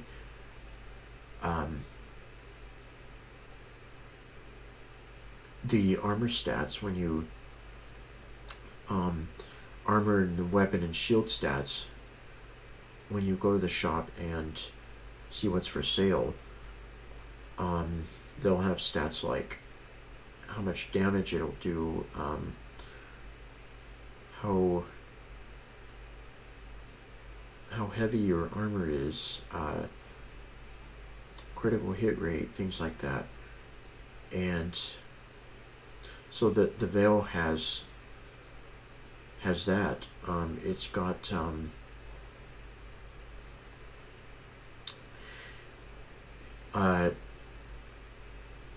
all these weapons and armor.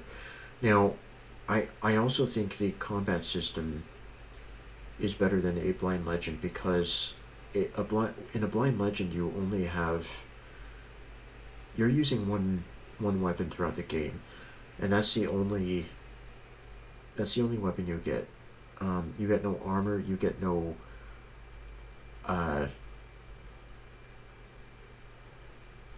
shields, things like that. You're using one weapon. You're fighting with one weapon. The other thing about the Veil too is you're free to explore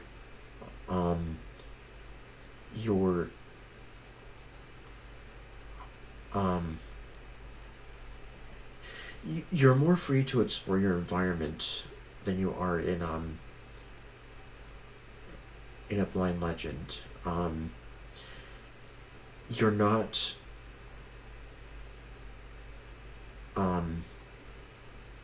in a Blind Legend, I think there's a little less of that. There's a little less exploration.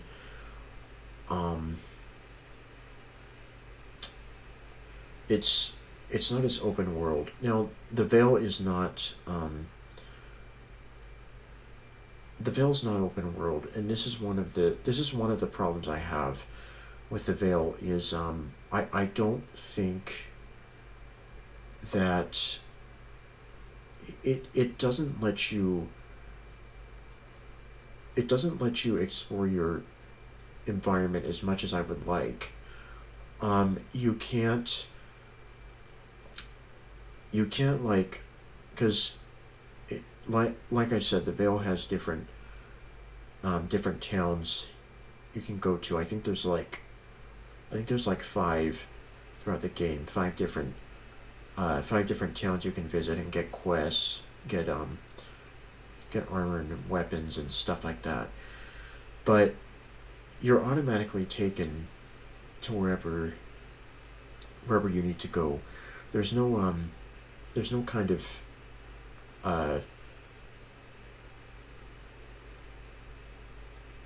like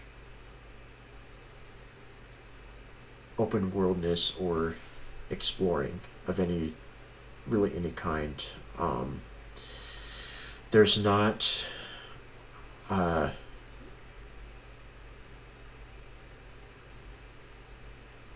SethM01 has logged in. SethM01 joined channel root. Yeah, you're not able to journey through SethM01 left channel root. SethM01 has logged out. Journey on your own to the different towns. One of the things I also would like is the ability to revisit places you've already been. And that would be nice if, like, you want to go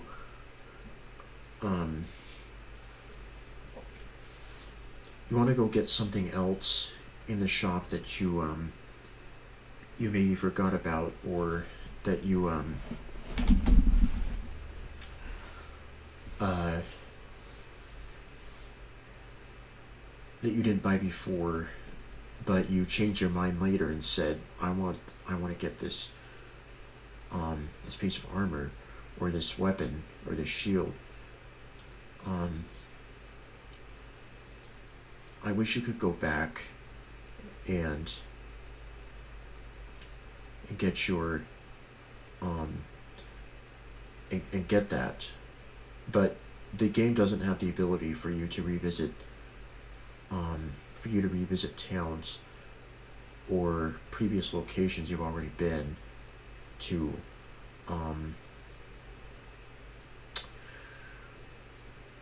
Now, the next game I'm going to talk about that's definitely on my list of favorites is Entombed. Now, there's a few reasons I really like Entombed. First of all, just the pure randomness of the game. No two games are really going to be the same, with the exception of the bosses. Because most of the bosses are in set locations. They're always in a room with the stairway. They're always in a room with a stairway down, except for the Drake isn't always necessarily. The Drake can be anywhere on the 7th floor, but all of the other bosses are in set locations. But the thing I like is, I feel like Entombed is one of the most diverse games that we have. We don't, arguably, we don't have a game as of right now that is more diverse than Entombed is. No two games you play are the same. You're gonna get different enemies, different weapons, different armor, things like that. The game is so random that I found a legendary item as early as like the 3rd floor, and legendary is the best quality. Best quality you can have of anything, of any weapon or armor. I also like the class diversity. The diversity of the classes is really good. The fact that certain races can't be certain classes, or certain jobs. I call them jobs, but they're some people call them classes, but they're the same. They're the same thing. The class diversity is very good. When you rescue your character, you might get something really bad, you might get something good, or you might get something that's just okay. Fairy tricksters, for example, are probably some of the worst things you can get, because fairies have very low health. They're very weak. The only redeeming point is that they're the most intelligent, probably one of the most intelligent races you can play as.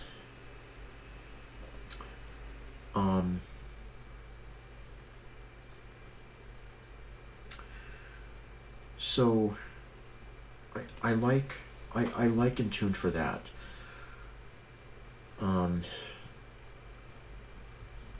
There are many races you can play as. Some of them have they all have their strengths and weaknesses. There's no like race that's going to be overpowered from the moment you choose it. Some races take a lot longer to actually get going.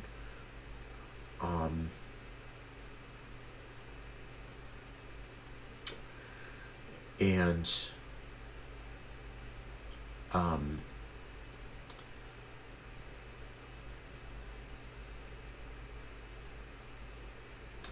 yeah, so Entombed I love for the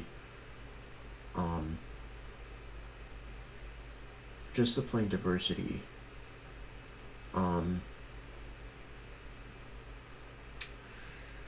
Now, Entombed does have its issues. Number one, I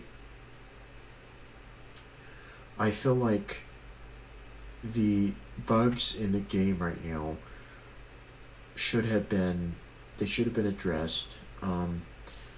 There's not. There are quite a few bugs. None of them are like seriously game breaking, with the exception of like one or two things you can do. But they're not.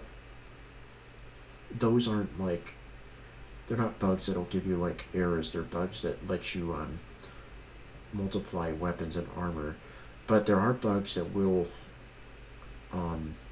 make your gameplay experience a little less inconvenient. For example, there's a bug that you can't always get quests on the 11th floor.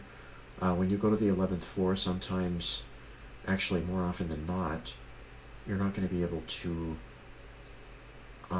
get quests on the 11th floor. What it'll do is when you go to get quests, it'll bring up this this error, and in order to bypass Prime Minister Steelblade has logged in. Prime Minister Steelblade joined channel root. Oh, I think he's coming back. So we'll just wait a bit. Prime Minister Steelblade left channel root. Prime Minister Steelblade joined channel. What's up? Where is he? Welcome back. Hi. Where is he? Thank you. Ooh, what the? Yeah, sorry, my parents had called me, so yeah. That's all right. You haven't missed too much. I just got done talking about the Veil, what I like and dislike about it. And What do you not like about it? I forgot. I'll summarize what I actually have talked about. The Veil. Oh, I got you. Okay. The Veil. What I like about the Veil is I feel like the overall combat system is better than a Blind Legend. The combat is in some respects similar to a Blind Legend, but I feel like it's better executed. And that's because I agree. you have more weapons. In a Blind Legend, you're only using one thing, and there's no way you can get weapons, armor, or Not to mention the story is way better. yeah. There's no way you can get better weapons, armor, shields, things like that. I also like the fact that some of the choices you make influence different things throughout the game. Some of the things you can do actually have different outcomes, and that adds some replay value to the game. So it's not just the same Yes, I also agree. every time you play it. Now one of the problems I do have is well, there's really two. The first being the game is not while the game does let you explore a little bit more than a Blind Legend, it's not I don't know if it's as open world as I would like. That's actually true. I can actually agree with you on that. Yeah, it's not. You don't have, like. You don't have the freedom to explore, in the sense that you can't. You're locked into one area, and that's the only area you can actually. You can actually explore at a given time. You can't go between different areas. If you're in a town, you're in a town, and that's the only area you're gonna be able to be in until you do something. Yeah, wouldn't it be cool if, like, Oh, I don't mean to cut you off at all, but wouldn't it be cool if, like, you could, like, go out of the town, go into the ocean, and, like, fight, like, soldiers in the sea, or, like, do stuff like that? That'd be so cool. I freaking love that. It would. Yeah, it would. But you're locked into a certain area until you actually do something that advances the story, and you're automatically taken to that area. You don't need to find it, which in some respects is good, and in some respects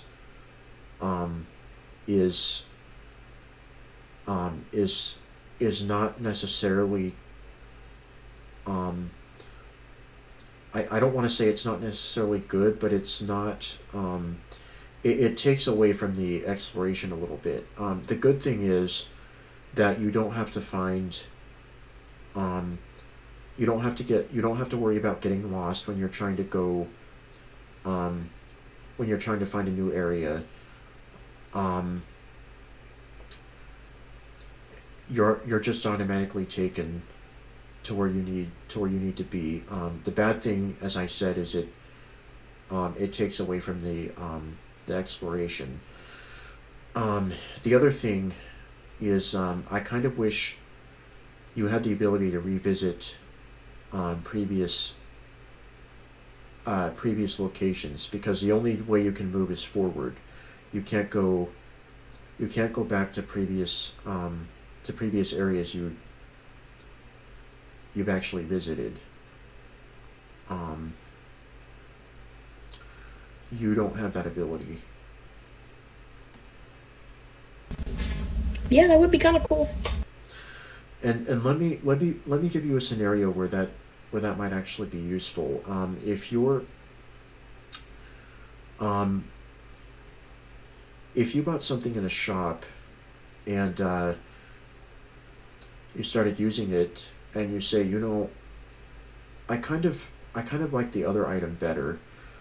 I'm gonna swap it out for. I want to swap it out for something else that I want to use instead. Makes sense. You can't go back. You can't go back and do that.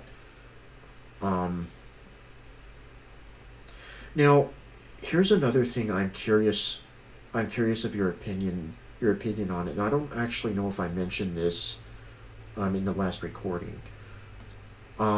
Because I have my opinions on this. I mostly think this is a good thing, but there are scenarios where it may not be. When in the Veil, when you buy something, it's automatically replaced with what you have, and there's no way to get keep using what using what you have or what you had previously, because basically when you buy something, it's salvaged for the new item, and that's why it's discounted, because you're selling your old item. But do you think you should be able to use you should be able to have an equipment inventory where you can actually choose what equipment you want to use, and be able to have access to your old stuff? That is a very interesting idea. I'm kind of mixed on that, honestly, because here's the thing. It would be good because then you'd have more ability to choose the stuff. You'd have more ability to choose the stuff that you use. Yeah. But if you still have the item, the item can't be salvaged, so you have to pay full price for it. Mm-hmm. So I'm personally mixed on that, honestly.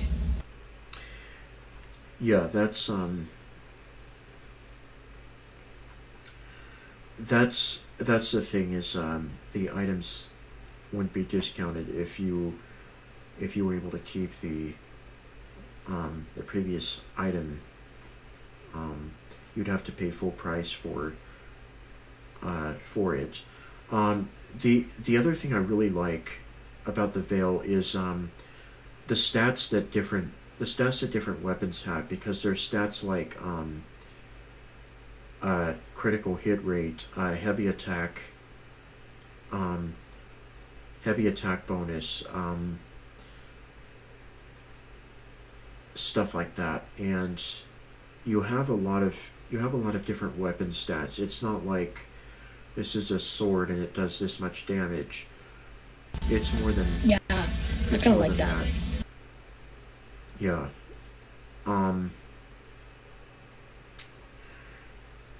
So, yeah, those are my thoughts about the Veil. I also started talking about Entombed, before you came back, because Entombed is definitely on my favorites list.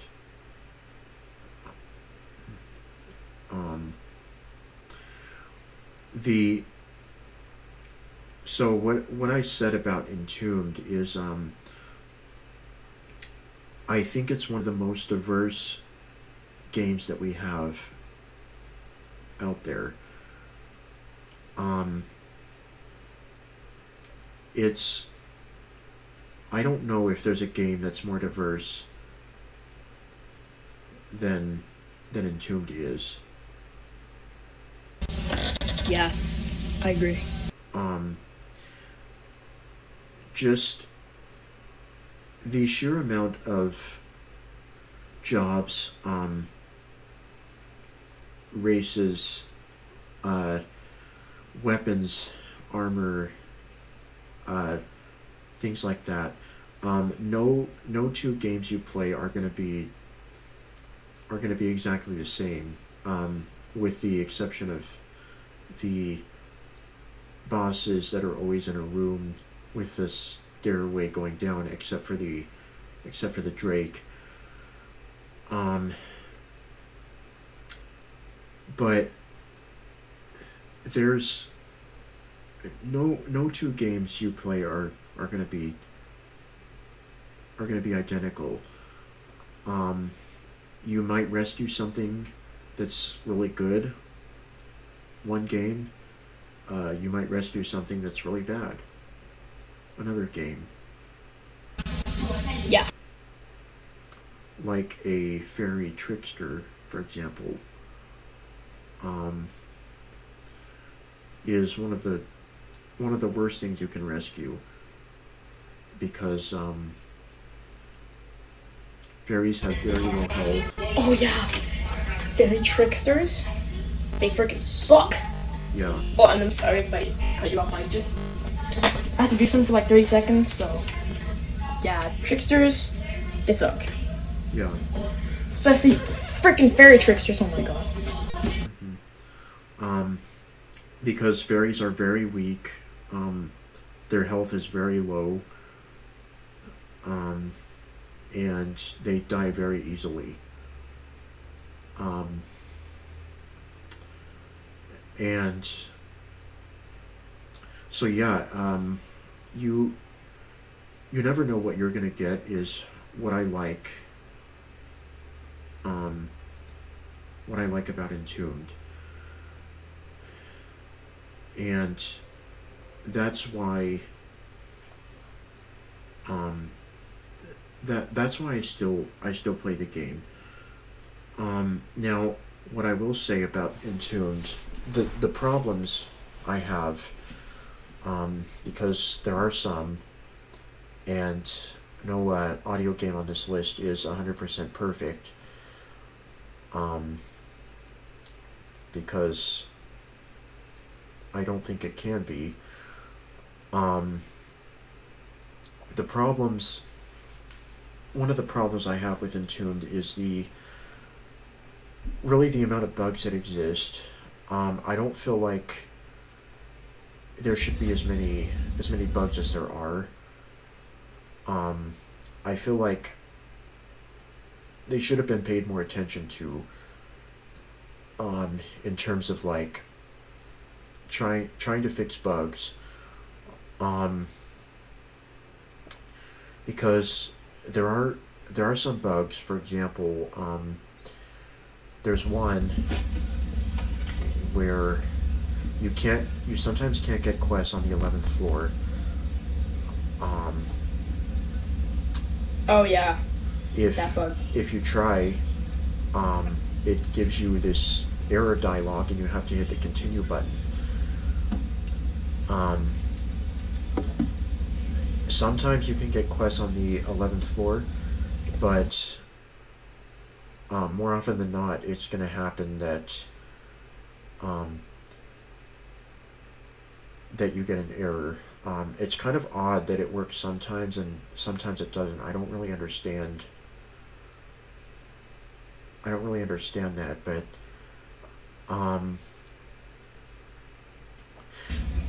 yeah, I'm honestly not sure what triggers it. yeah. So, yeah, I don't understand it. There's also a bug that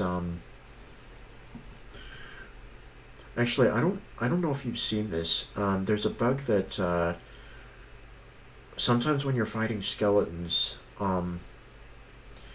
you can run into a situation where all of their body parts get mangled, but they don't die. And so what happens is that there's nothing to hit, and so the game will just error out, and it won't. Oh, that's a thing? It can't close. Yeah, it can't continue because there's nothing. There's no valid body parts to target, and so what happens is the skeletons, all of the skeletons' body parts will get mangled, but it won't die. It won't get defeated, and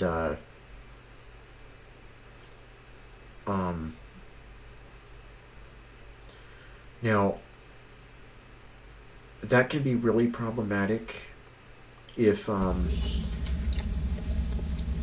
you're I didn't even know that it existed. yeah. Whoa. It doesn't happen. It doesn't happen extremely often, but it can. Where it can be really problematic is if you're in a quest in hard mode, and you have a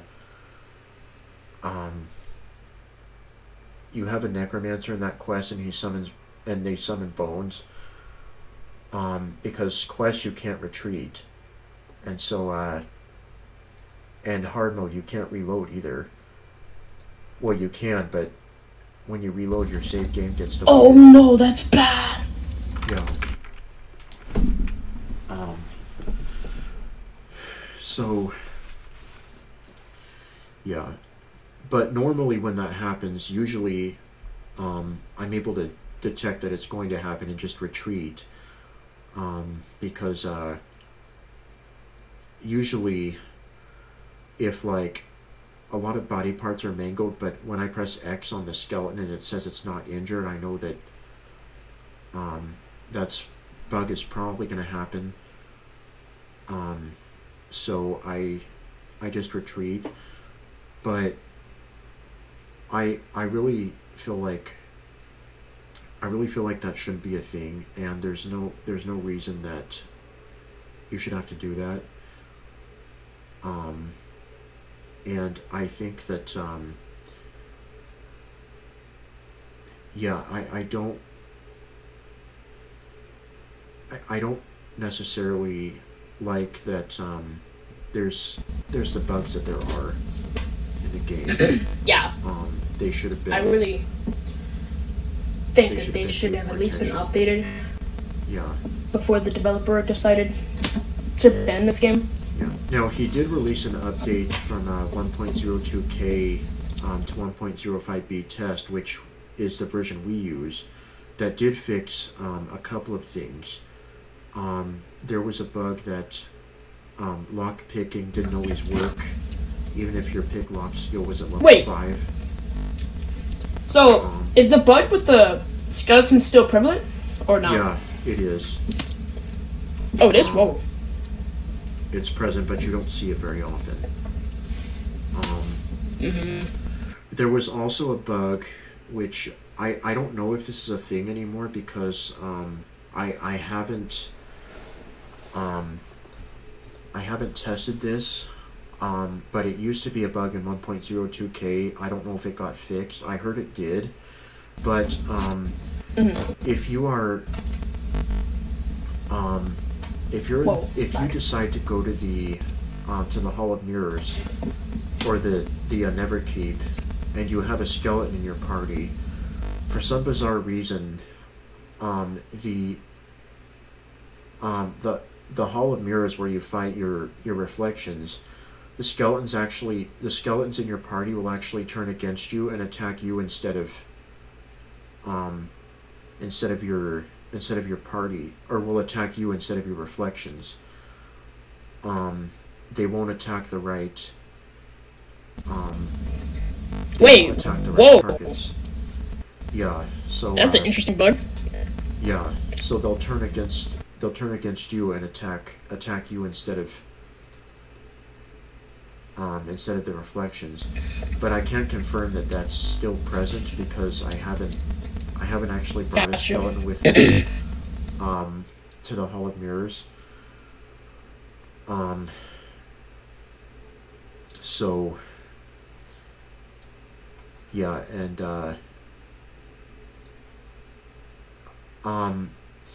then there's bugs that are actually kind of fun, to be honest, because they let you multiply like scrolls and items and stuff like that. Oh, you're talking about the cheating? Yeah. Whoa. The cheating bug. Yeah.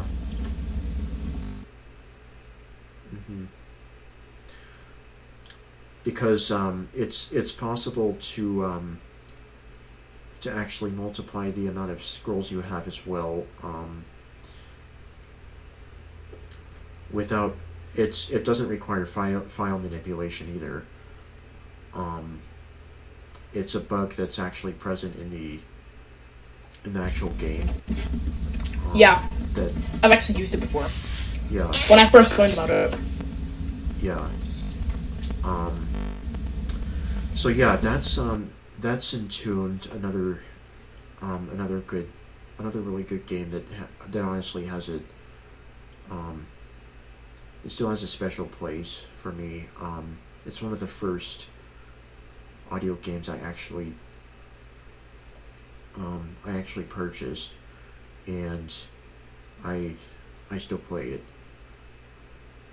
Because despite the bugs that are present, it doesn't stop me from enjoying the game. Do I think the bugs should be present? No, but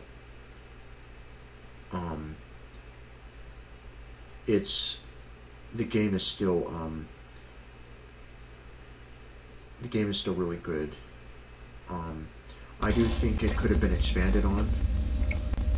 Definitely. But really quick, I have to really agree on what you said earlier. I think the bugs should have been updated, yes. For sure, definitely. However, that's not gonna stop me from enjoying the game how it is. no. So, yeah.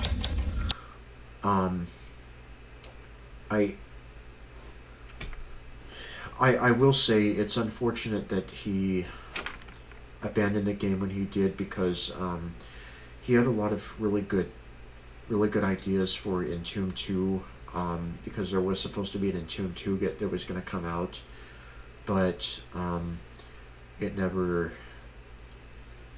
was never really a thing.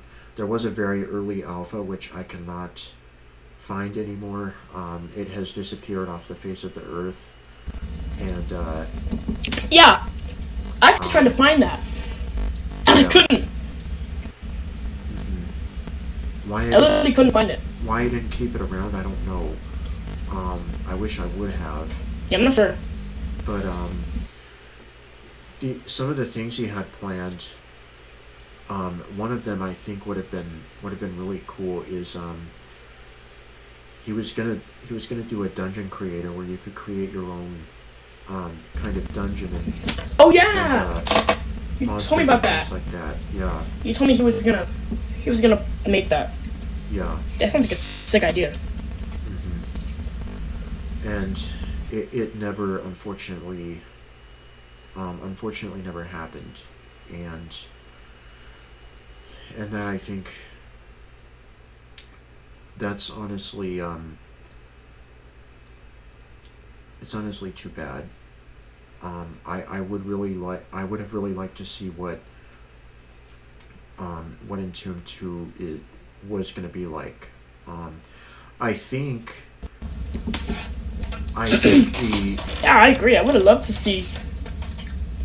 yeah. I would have loved to see how he would have expanded on Entombed as it is with Entombed 2. I think that the dungeon creator sounds Yeah. sick. I think Entomb 2 would have been the Lost City, which you discover when you escape the dungeon, because I think I don't want to spoil the game too much for those who haven't actually played it. Oh yeah, But yeah.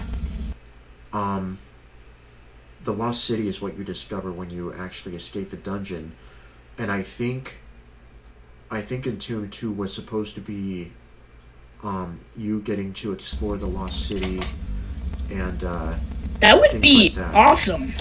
Yeah. Hold on, I'll be back in like 2 minutes. Okay. So yeah.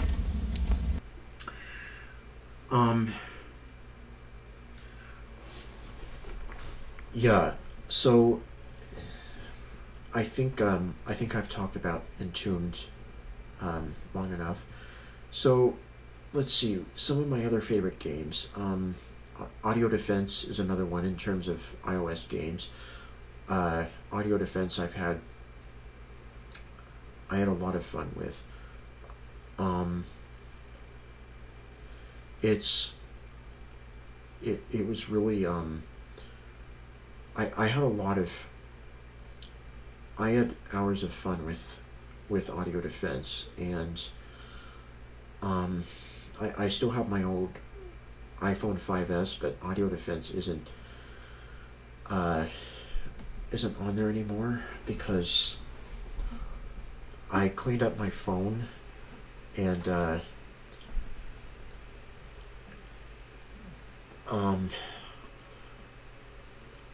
I don't think I think I actually discovered Audio Defense when I got my 6S. I don't think I actually had it on my 5S. But on my 6S, I did have Audio Defense. And I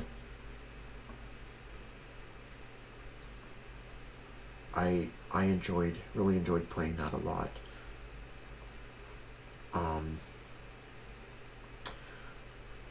Some other PC games I really enjoyed are Q9 is another game I really enjoy. That game is it's kind of random too, because there's different enemies in each level, but only certain enemies will appear in certain worlds. So, and then the last world, which is the death world, will have every enemy you've seen, with the exception of I don't think there are gorillas in the death world. But Q9, you're basically an alien, and your spaceship has crash landed on Earth, and you have to go through these different worlds and fight different enemies, eventually fighting the final boss, and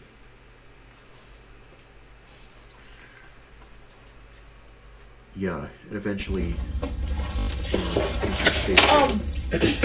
Hold on one second. I just returned. What were we talking about? I'm sorry. This is probably like the last time I have to go. So yeah. What happened? I'm talking about Q9. Oh, that game! That game was awesome. I did talk about audio defense while you were gone. What did you say? I said that audio defense is I've had hours of fun with it, and it's honestly, I think, the best audio game for iOS. I think you and I agree on that. It's just, I don't think there's any other audio game that can beat audio defense. I am curious, is there anything you don't like about audio defense?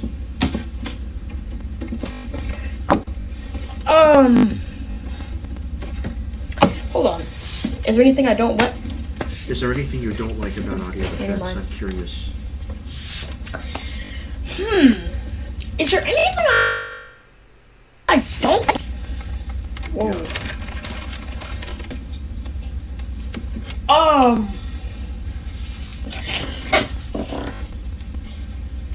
I guess really the only thing. What? I really can't think of anything I don't know if I dislike about. Yeah. The only thing I can half say is that, like, after you level your stuff and after you do all the challenges, you kind of almost have got what you want about the game. However, despite that, the game has tons of replay value because even if you did all the challenges and level up all your weapons, Yeah. you could always do challenges, Yeah. endless, do challenges, and not like challenges as in like make the game interesting for yourself. Use different weapon combinations. You know, like stuff like that. Yeah. Other than that, everything else I love about audio defense. I love the music. I love the sounds. I love the zombie diversity. I like it all. I think this game is not necessarily a perfect game, but it's an incredible game. It's an incredible iOS game. It's the best game on iOS. Yeah, that's how I feel. Actually, I will say one thing. And it's not something I really don't like about it. It's something that I wish you could do. So it's not like saying, oh, well, I don't like this. It's saying, wouldn't it be cool if you got to, like, they incorporated a little bit more worldiness into audio defense? Like, you got to explore the arena. Like, you got to explore, like, Dr. Bastard's, like, facility. And, you know, like, maybe if you unlock a certain thing, you can explore the facility. You can get new challenges in different stages. You know, stuff like that. Like, or, you know, a challenge creator where you can add your own ambiances, or like a map creator, you know, where you control what you do and you can create whatever maps you want that you want to fight zombies on. Whatever ambience you have, you can pick that. Yeah. In an easy format that allows for you to get the ambience files, paste them, and boom. Yeah. That would be really cool, I think. That'd be super cool. Yeah. But what the game already has is incredible. I love it. It's my favorite game on iOS, and it's the best game. Yeah.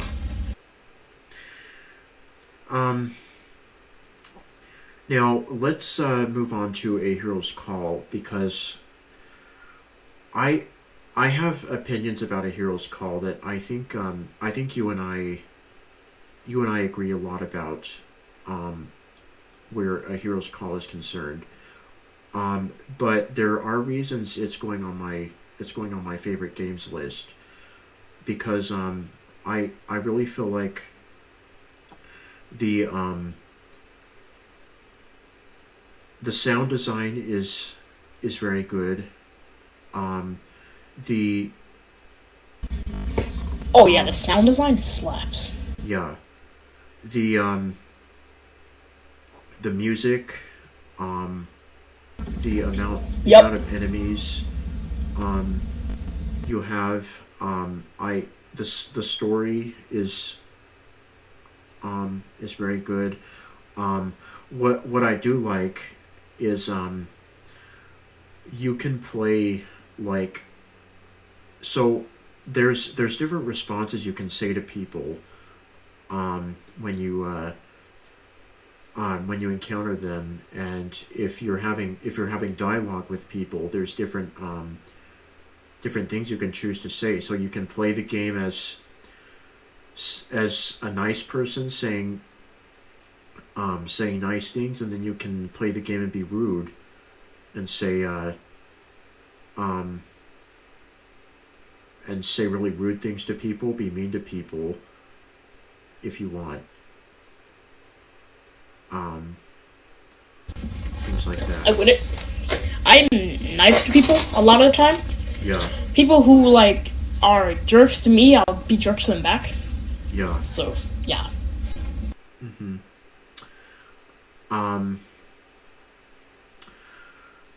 I like the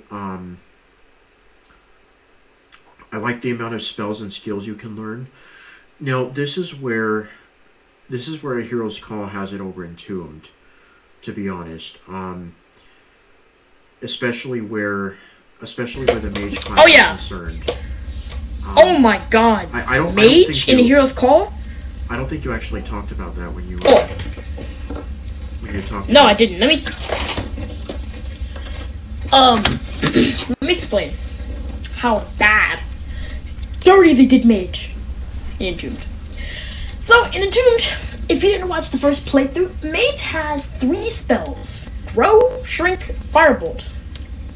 Grow grows one of your party members, Shrink shrinks one of your opponents, and Firebolt does damage repeatedly based on how you level the skill up. Right. Yeah. In a Hero's Call, there's literally so many spells for the 6 classes. Like, it's not even fun. Like, there's ice spells, fire spells, electric spells. There's a ton Yeah. in Mage, in Necromancer, in Warrior, in Ranger, in a lot of all the classes. So yeah. I also like too that as far as Mage is concerned, I think it's really cool that you can actually choose what element you want to focus on, being fire, ice, or lightning, and once you choose that, you get bonuses to how much damage the spells will actually do, versus just doing fire, ice, and lightning all together. You can actually choose something to focus on, and then once you do that, there's a skill you can get that will I do ice. A lot of Yeah. time. I do ice. Mm-hmm.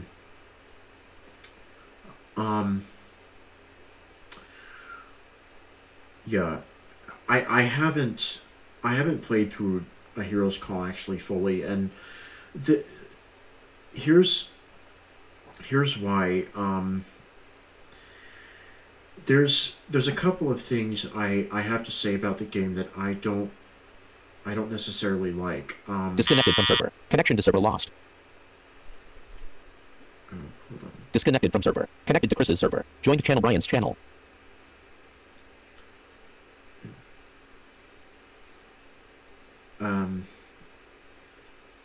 Are we good now? Yeah. Okay. Your net drop or something? What? Your net drop or something? Yeah.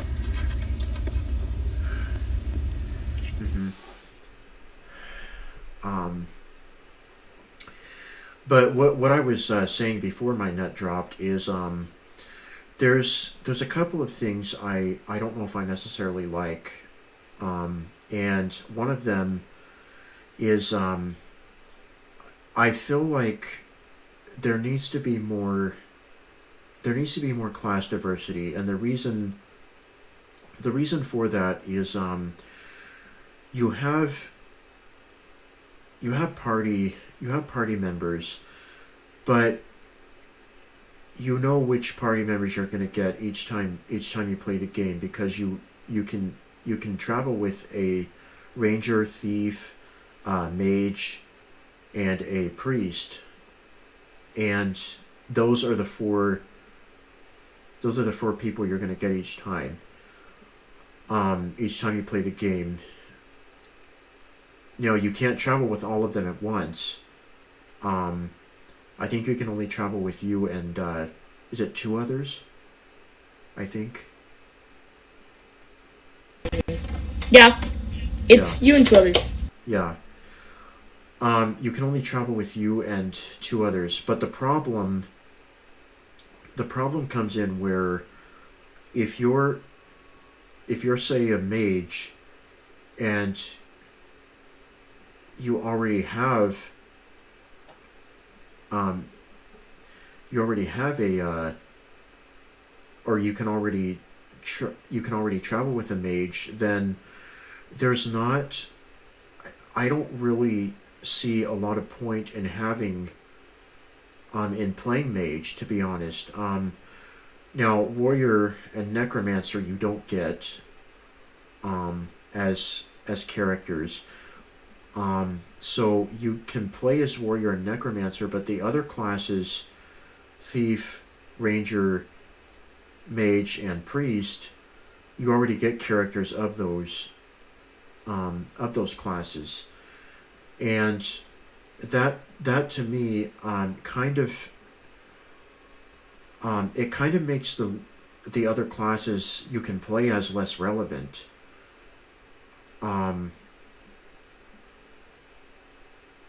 don't know if you agree, but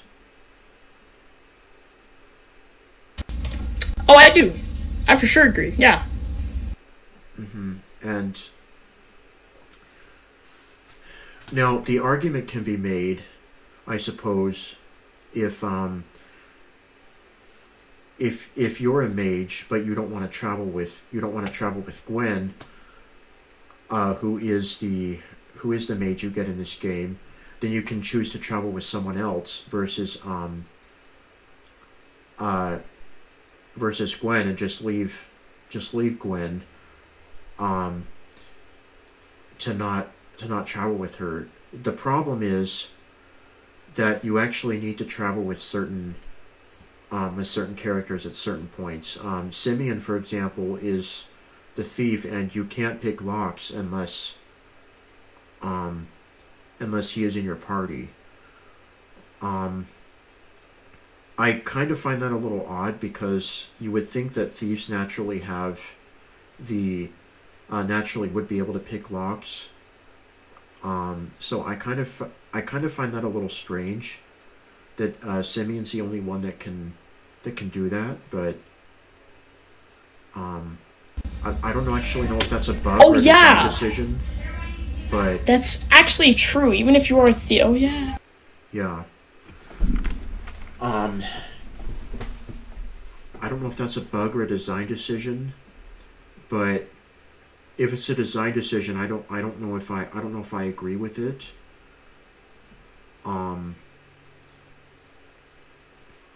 Because in other games, thieves just have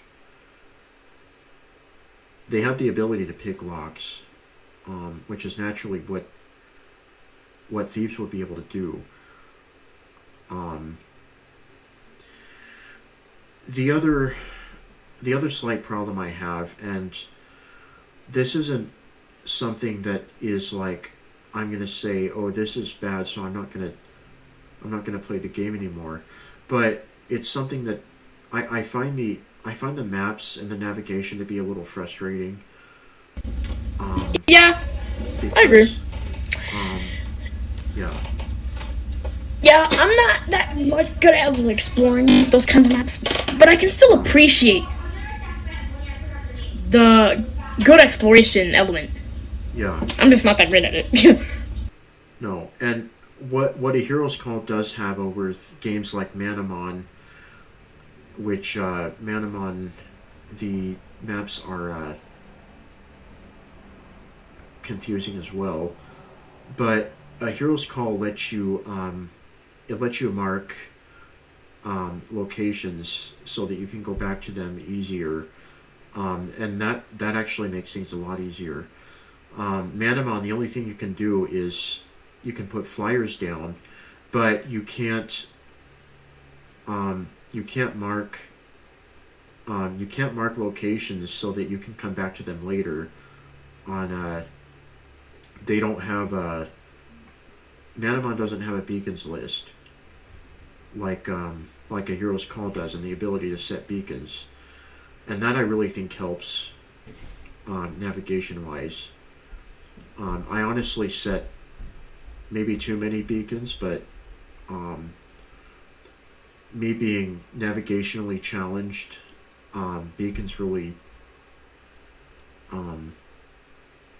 do help, like tremendously.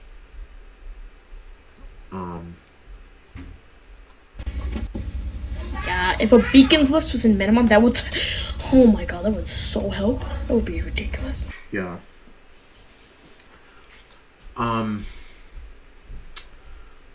Let's see, any other games do you remember any other games I talked about when we tried to do this for my I'm not sure. Honestly, I'm really not sure. List. I'm trying to remember. I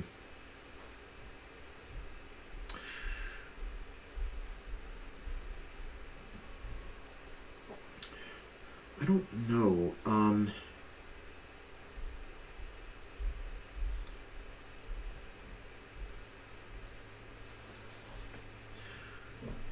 Putting Super Liam on that list is debatable, because... Yeah, it kind of is, to be honest. Yeah, I see that. What I like, because Super Liam hasn't aged well. It's pretty basic compared to what we have now, but I like it purely because it's really paved the way for, as we said earlier, it's really paved the way for other audio games. And in terms of content, though, it's not it's pretty basic for today's standards, but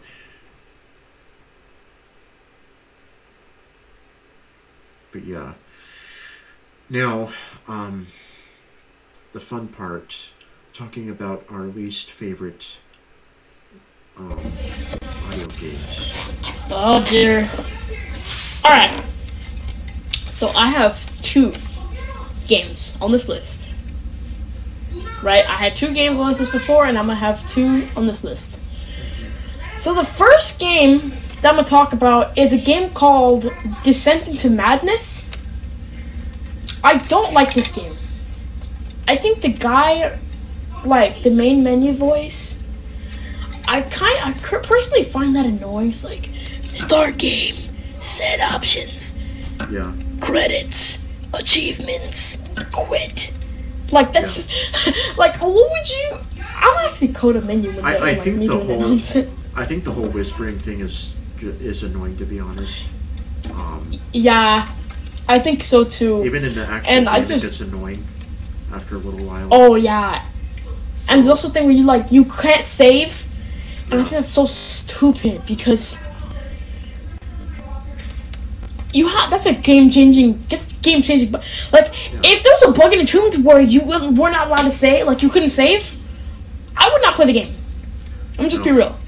I wouldn't play the game Because Entombed because it's a game changing Entombed's a breaking game bug. that takes so long to complete, and I'm not just gonna leave Entombed open on my computer for however long it takes to complete the game and go do other things, come back, play Entombed, take a break, not being able to save the game, and just leave it open in the background while I'm not, I wouldn't want to do that. So,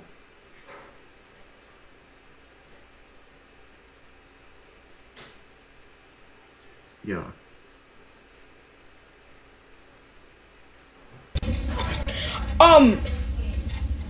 Yeah, I don't like that. I just don't like the game in general. I think the whispering thing is, I don't like it. I think the thing where you have to, like, you choose between the menu options of places you want to go, and then, like, you go there. If it's not, like, something, I mean, I personally don't like that, regardless of whether... Did you actually play the game, yeah? Or did you only see it, demonstrated? No, I saw it. I saw it being played, and I hated it. Yeah. I hated it. So yeah, I really don't like the game. Now, granted, we're not bashing developers here. We're trying to offer criticism of the game. My criticism, constructive criticism to you, sir or ma'am, is, please, if there's a game-changing, breaking bug like this, please fix it, or try to at least be alerted of it. And if... Yeah. This goes for all devs also, so I'm not being hypocritical here, because I think the bug thing the Audio Defense did, I think they should have been aware of it, but I can understand that this came out and, like, maybe circumstances may have affected it, in both developers' case. Johan on iPhone. However, Johan on iPhone. Join channel. that's not going to stop me from saying for you guys, if there's a game-breaking bug, please try to fix it. And this bug has not been fixed, which is why the Audio Defense developers have actually fixed their bugs. And also, please remove the whispering. I hate it. Yeah, and that's what I do want to say. Johan on iPhone left. Our Channel goal root. is not to bash developers, but offer constructive criticism and what we think could have been done better, needed to be addressed, things like that. So, if you all want to comment, please do it constructively and don't don't be non-constructive and stuff, because that's not our goal here. So yeah. Descent into Madness, I don't know. I will say, I don't know how a bug like that got past the testing phase, because I don't know how a bug like that, frankly, got past the testing phase and was still a bug, because saving and loading your game is one of the more important things to do, and I don't know how a bug like that escaped the testing phase and was still a thing. That's what I never understood. But yeah, I have to agree. Yeah. So that's Descent into Madness. Yeah, that's Descent into Madness for you. Now this last game, is my least favorite audio game of all time. I think that I don't like this game. I'm gonna be completely honest, because while I'm not trying to bash developers here, I will give you criticism while stating my opinion on the game. CD left channel. CD And I want to say something about this game too. When I get to my least favorite audio games, because I think it's a game that you and I both have on our list, and yeah. So yeah. After you're done talking about it, I do want to say. Oh yeah. I do want to say. Yeah. Something. I think. Oh wait, what?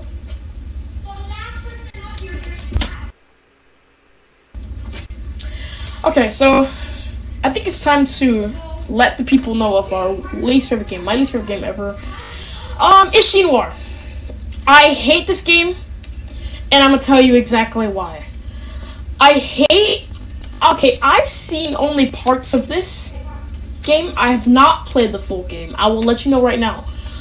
I've seen Liam play it, and I absolutely hated it. I believe he played it in one of his stretched marathons. out. Yeah. He did. I hate the stretched out cutscenes. I hate the things you have to find that are completely irrelevant to the case. Yeah. And I just hate how the game plays out. Now, a lot of people, I think this game sucks. I think it sucks. But before you're like, oh my god, you're just trying to bash a developer. No. Let me actually help you guys out. I'm going to give you some tips coming from somebody who is thinking about making their own types of game. To make a detective story, you want to have an interesting plot. You want to have a plot that grabs people's attention. You want to have something that interests people. You want to have the cohesiveness of all the elements within that plot come together in a way that is not confusing and in a way that is not stretched out. You want it to be something that people can play that grabs people's attention and is actually a mystery that leaves people thinking about who did this, who did that. Yeah. Now, how you're gonna do that, that's up to you. And only you. However, that's what I would do. I'd also, I'd incorporate, like, different areas into my detective story. I'd incorporate, like, different paths. You know, stuff like that. But that's just me thinking. How you choose to develop your games is how you choose to develop them. I can only give you tips and help you out.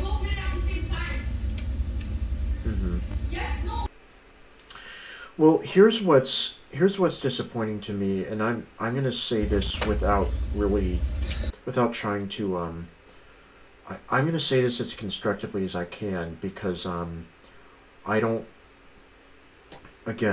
want to I don't want to bash developers here, but I think the disappointing thing to me is this game it's made by it's Audio Games Association is who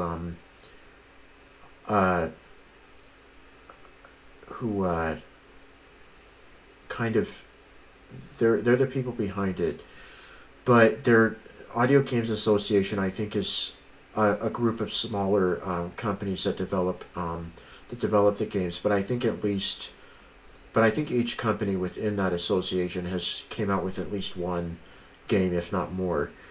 But the problem is that people have offered constructive criticism on the forum and wherever else, saying how these games could be improved. But every game that has came out from the Audio Games Association, things like that, with the exception of maybe Blind Gladiator, which actually wasn't, I'm not going to say is a terrible game, because it did have its... The same company that made Gene War made Blind Gladiator? Yes, at least one of those companies within the association made Blind Gladiator. Oh, I got you. Okay. So, Blind Gladiator, I'm not going to say is a terrible game, because it does have its things I like, but the problem that I have is, despite this constructive criticism, they haven't been able to deliver to a higher level that I feel like. I feel like each game that comes out is really, it's it's the same kind of concept. The same combat system exists. Really basic, very basic combat. You press one arrow key to dodge, the other two attack, things like that. And it they haven't improved as much as I would have liked to see, and that's what I think is most disappointing to me, is that despite the criticism, constructive criticism and suggestions that people have offered, it doesn't seem like they're getting anywhere fast. They just haven't been able to deliver on the quality of games that I would like, and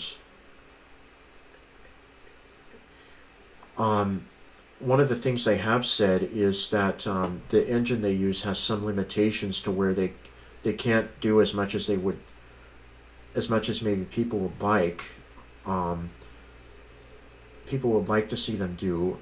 The engine they're using, whatever it is, has restrictions. So I think that's nonsense. I think if your engine has restrictions, you should maybe change the engine so that you could actually do what other people want. Mm-hmm. Because one of the things that people have suggested is some kind of game where you actually are able to walk around and actually explore your environment. But a lot of these games from Audio Games Association have this system where you tab to locations and then press enter to move there. It's, you tab through the options and then press enter on one of them, and you're transported there. And that, honestly, it kind of gets old after a little while. So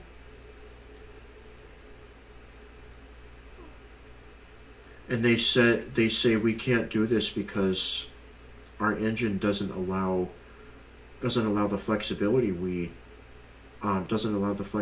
to do this. But I think if you have an engine that doesn't allow for this stuff, then you should consider changing the engine you use if you want more people to play your game. Then you might have to consider changing what you use.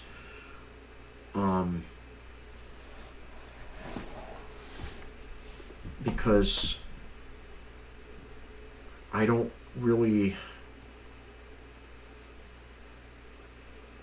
know how much I buy that.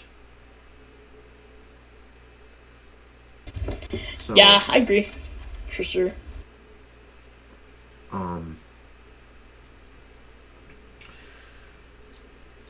So yeah, that's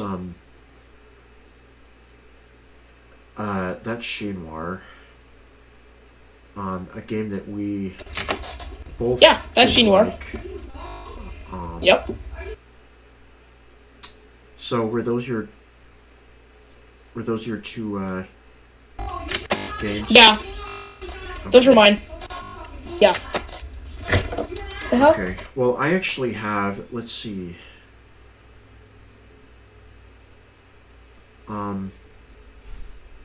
I have 3, I think. Oh, 3? Yeah, 2 of which we've already talked about. Actually, I'm not really going to talk about them. I just will say that they're Descent into Madness and Chez Noir, because I've already covered why I don't like those games when you were talking about them. Yeah.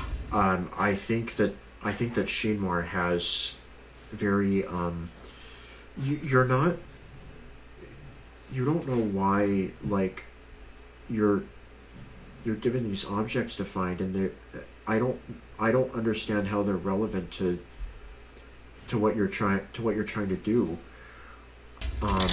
Yeah, I agree.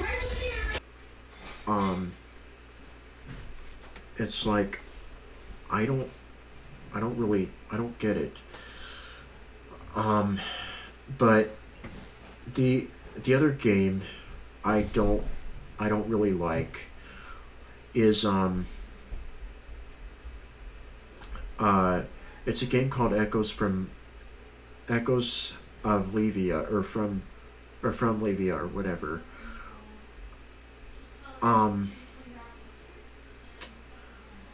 The reason I don't like this game is because well, there's a couple. Number one, the at least from what I remember, you can't skip cutscenes, or maybe you can, but I don't remember if you can or not. But if you can't, it's something that I think needs to be added, because some of the cutscenes are kind of long, and I think having the ability to skip them would be nice. Oh, and that's another thing the Veil doesn't have, is some cutscenes you can't skip. And I think it would be nice if you could. I know we already talked about the Veil, but that's another thing I thought of, is I wish you could skip cutscenes, especially if you've already heard them from your previous times of playing the game. I think cutscene skipping in any game would be nice if you don't want to hear the cutscenes.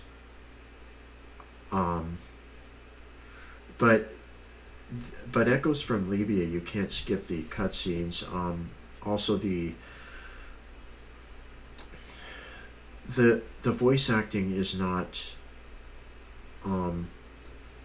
it's not very good. And let's see. The combat is also very basic. It's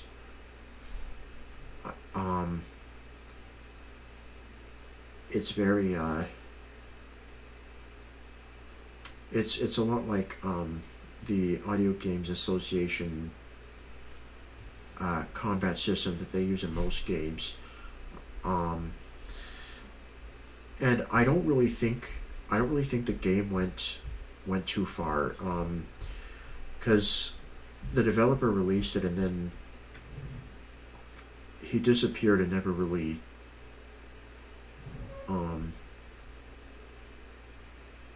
we never really heard from him again. And it's been at least a few years since this game was released. And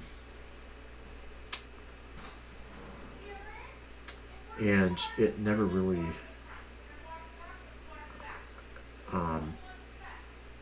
got too far. So that's kind of why I don't like that game. It's also confusing to know where you're supposed to go. I remember Liam played it in one of his streams, and he spent forever trying to figure out where he was supposed to go, because I think there was a certain sound you had to follow, and he couldn't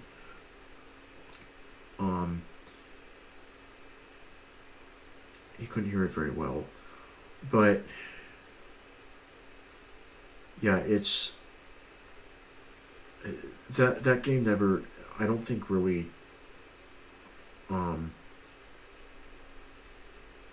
really did too well.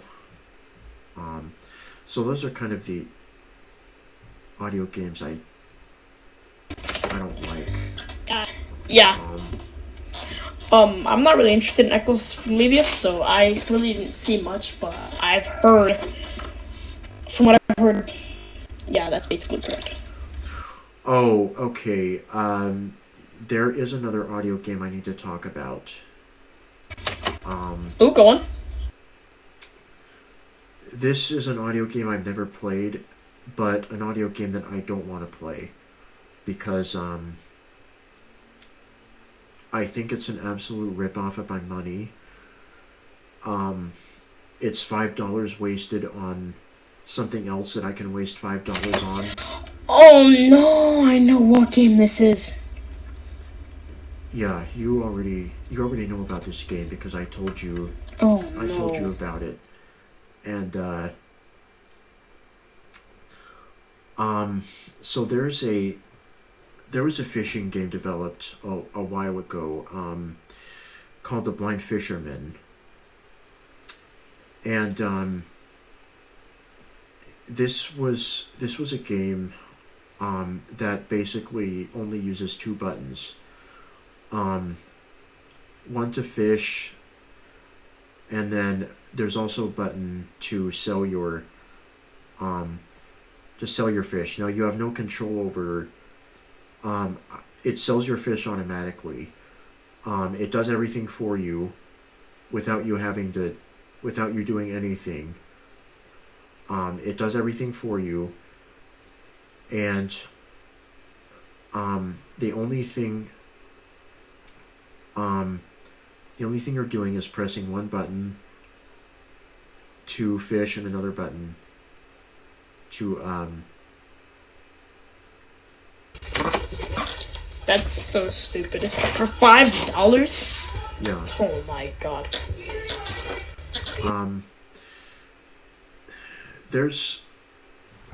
I think there's better things I can spend $5 on.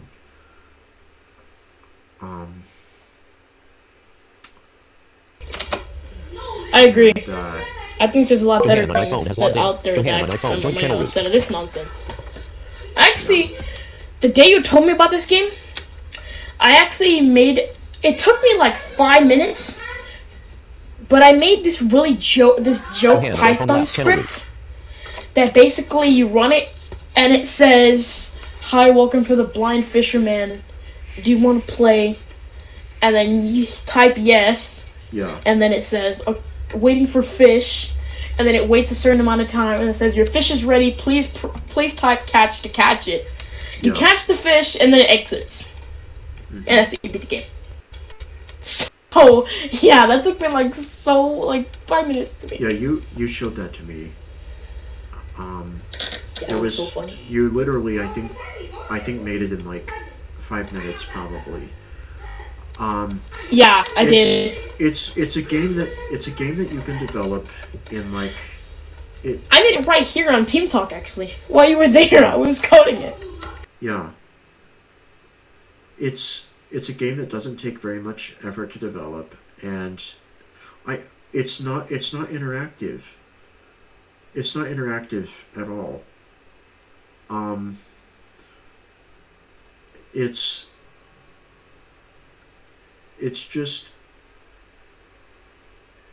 it's not, and I can go get a decent meal for $5. Yeah, And I can also. and yeah, it's just it's ridiculous. And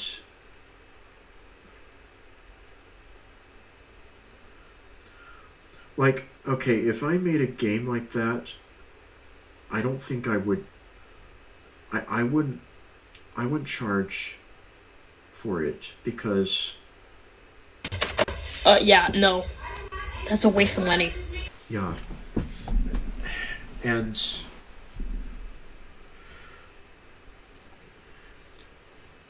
Yeah.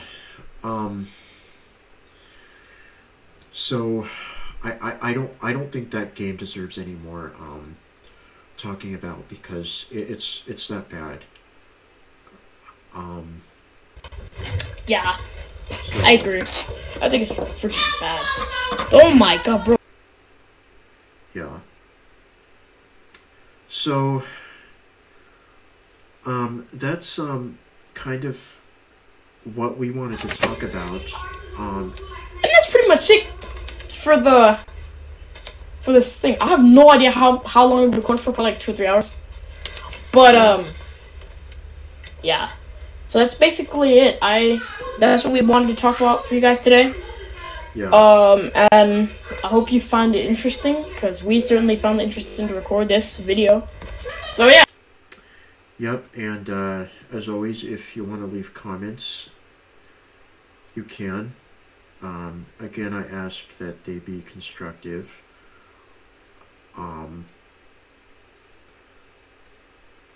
And you can express your opinions on what we have talked about, as long as you do it constructively. I agree. I mean, you can say that you have different opinions to us, but we do not have that, oh, you guys suck because your opinions are different, jade type energy. Yeah. Yep. So, Studio mode. with that, Start virtual camera checkbox. Stop recording checkbox chat. I think I'm gonna stop this and thank Blind Gamer for joining me.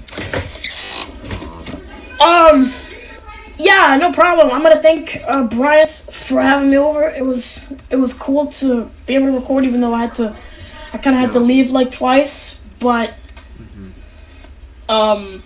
yeah. Besides that, we got stuff going, and I might have to go soon. So yeah. Yeah. All right. Start virtual. Well, Stop. until next Yep. time, which will probably be, we still have Entomb to finish.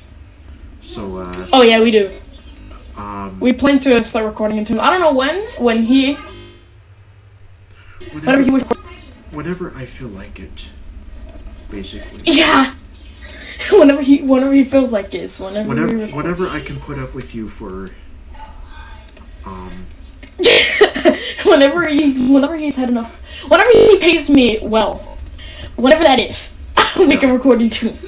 yeah. I'm losing money sitting here. This is not part of my budget. What? No, I'm just joking. I was saying like whenever he pays me well, we can do Entombed. I'm already losing money from this. Yeah. No, I'm just but yeah. This was fun to record, and I hope you guys found this interesting. Yep. And yeah. And with that, Stop recording check. I will talk to you guys Yep. later. Stop recording. Alright. Yes button. Peace out. Goodbye.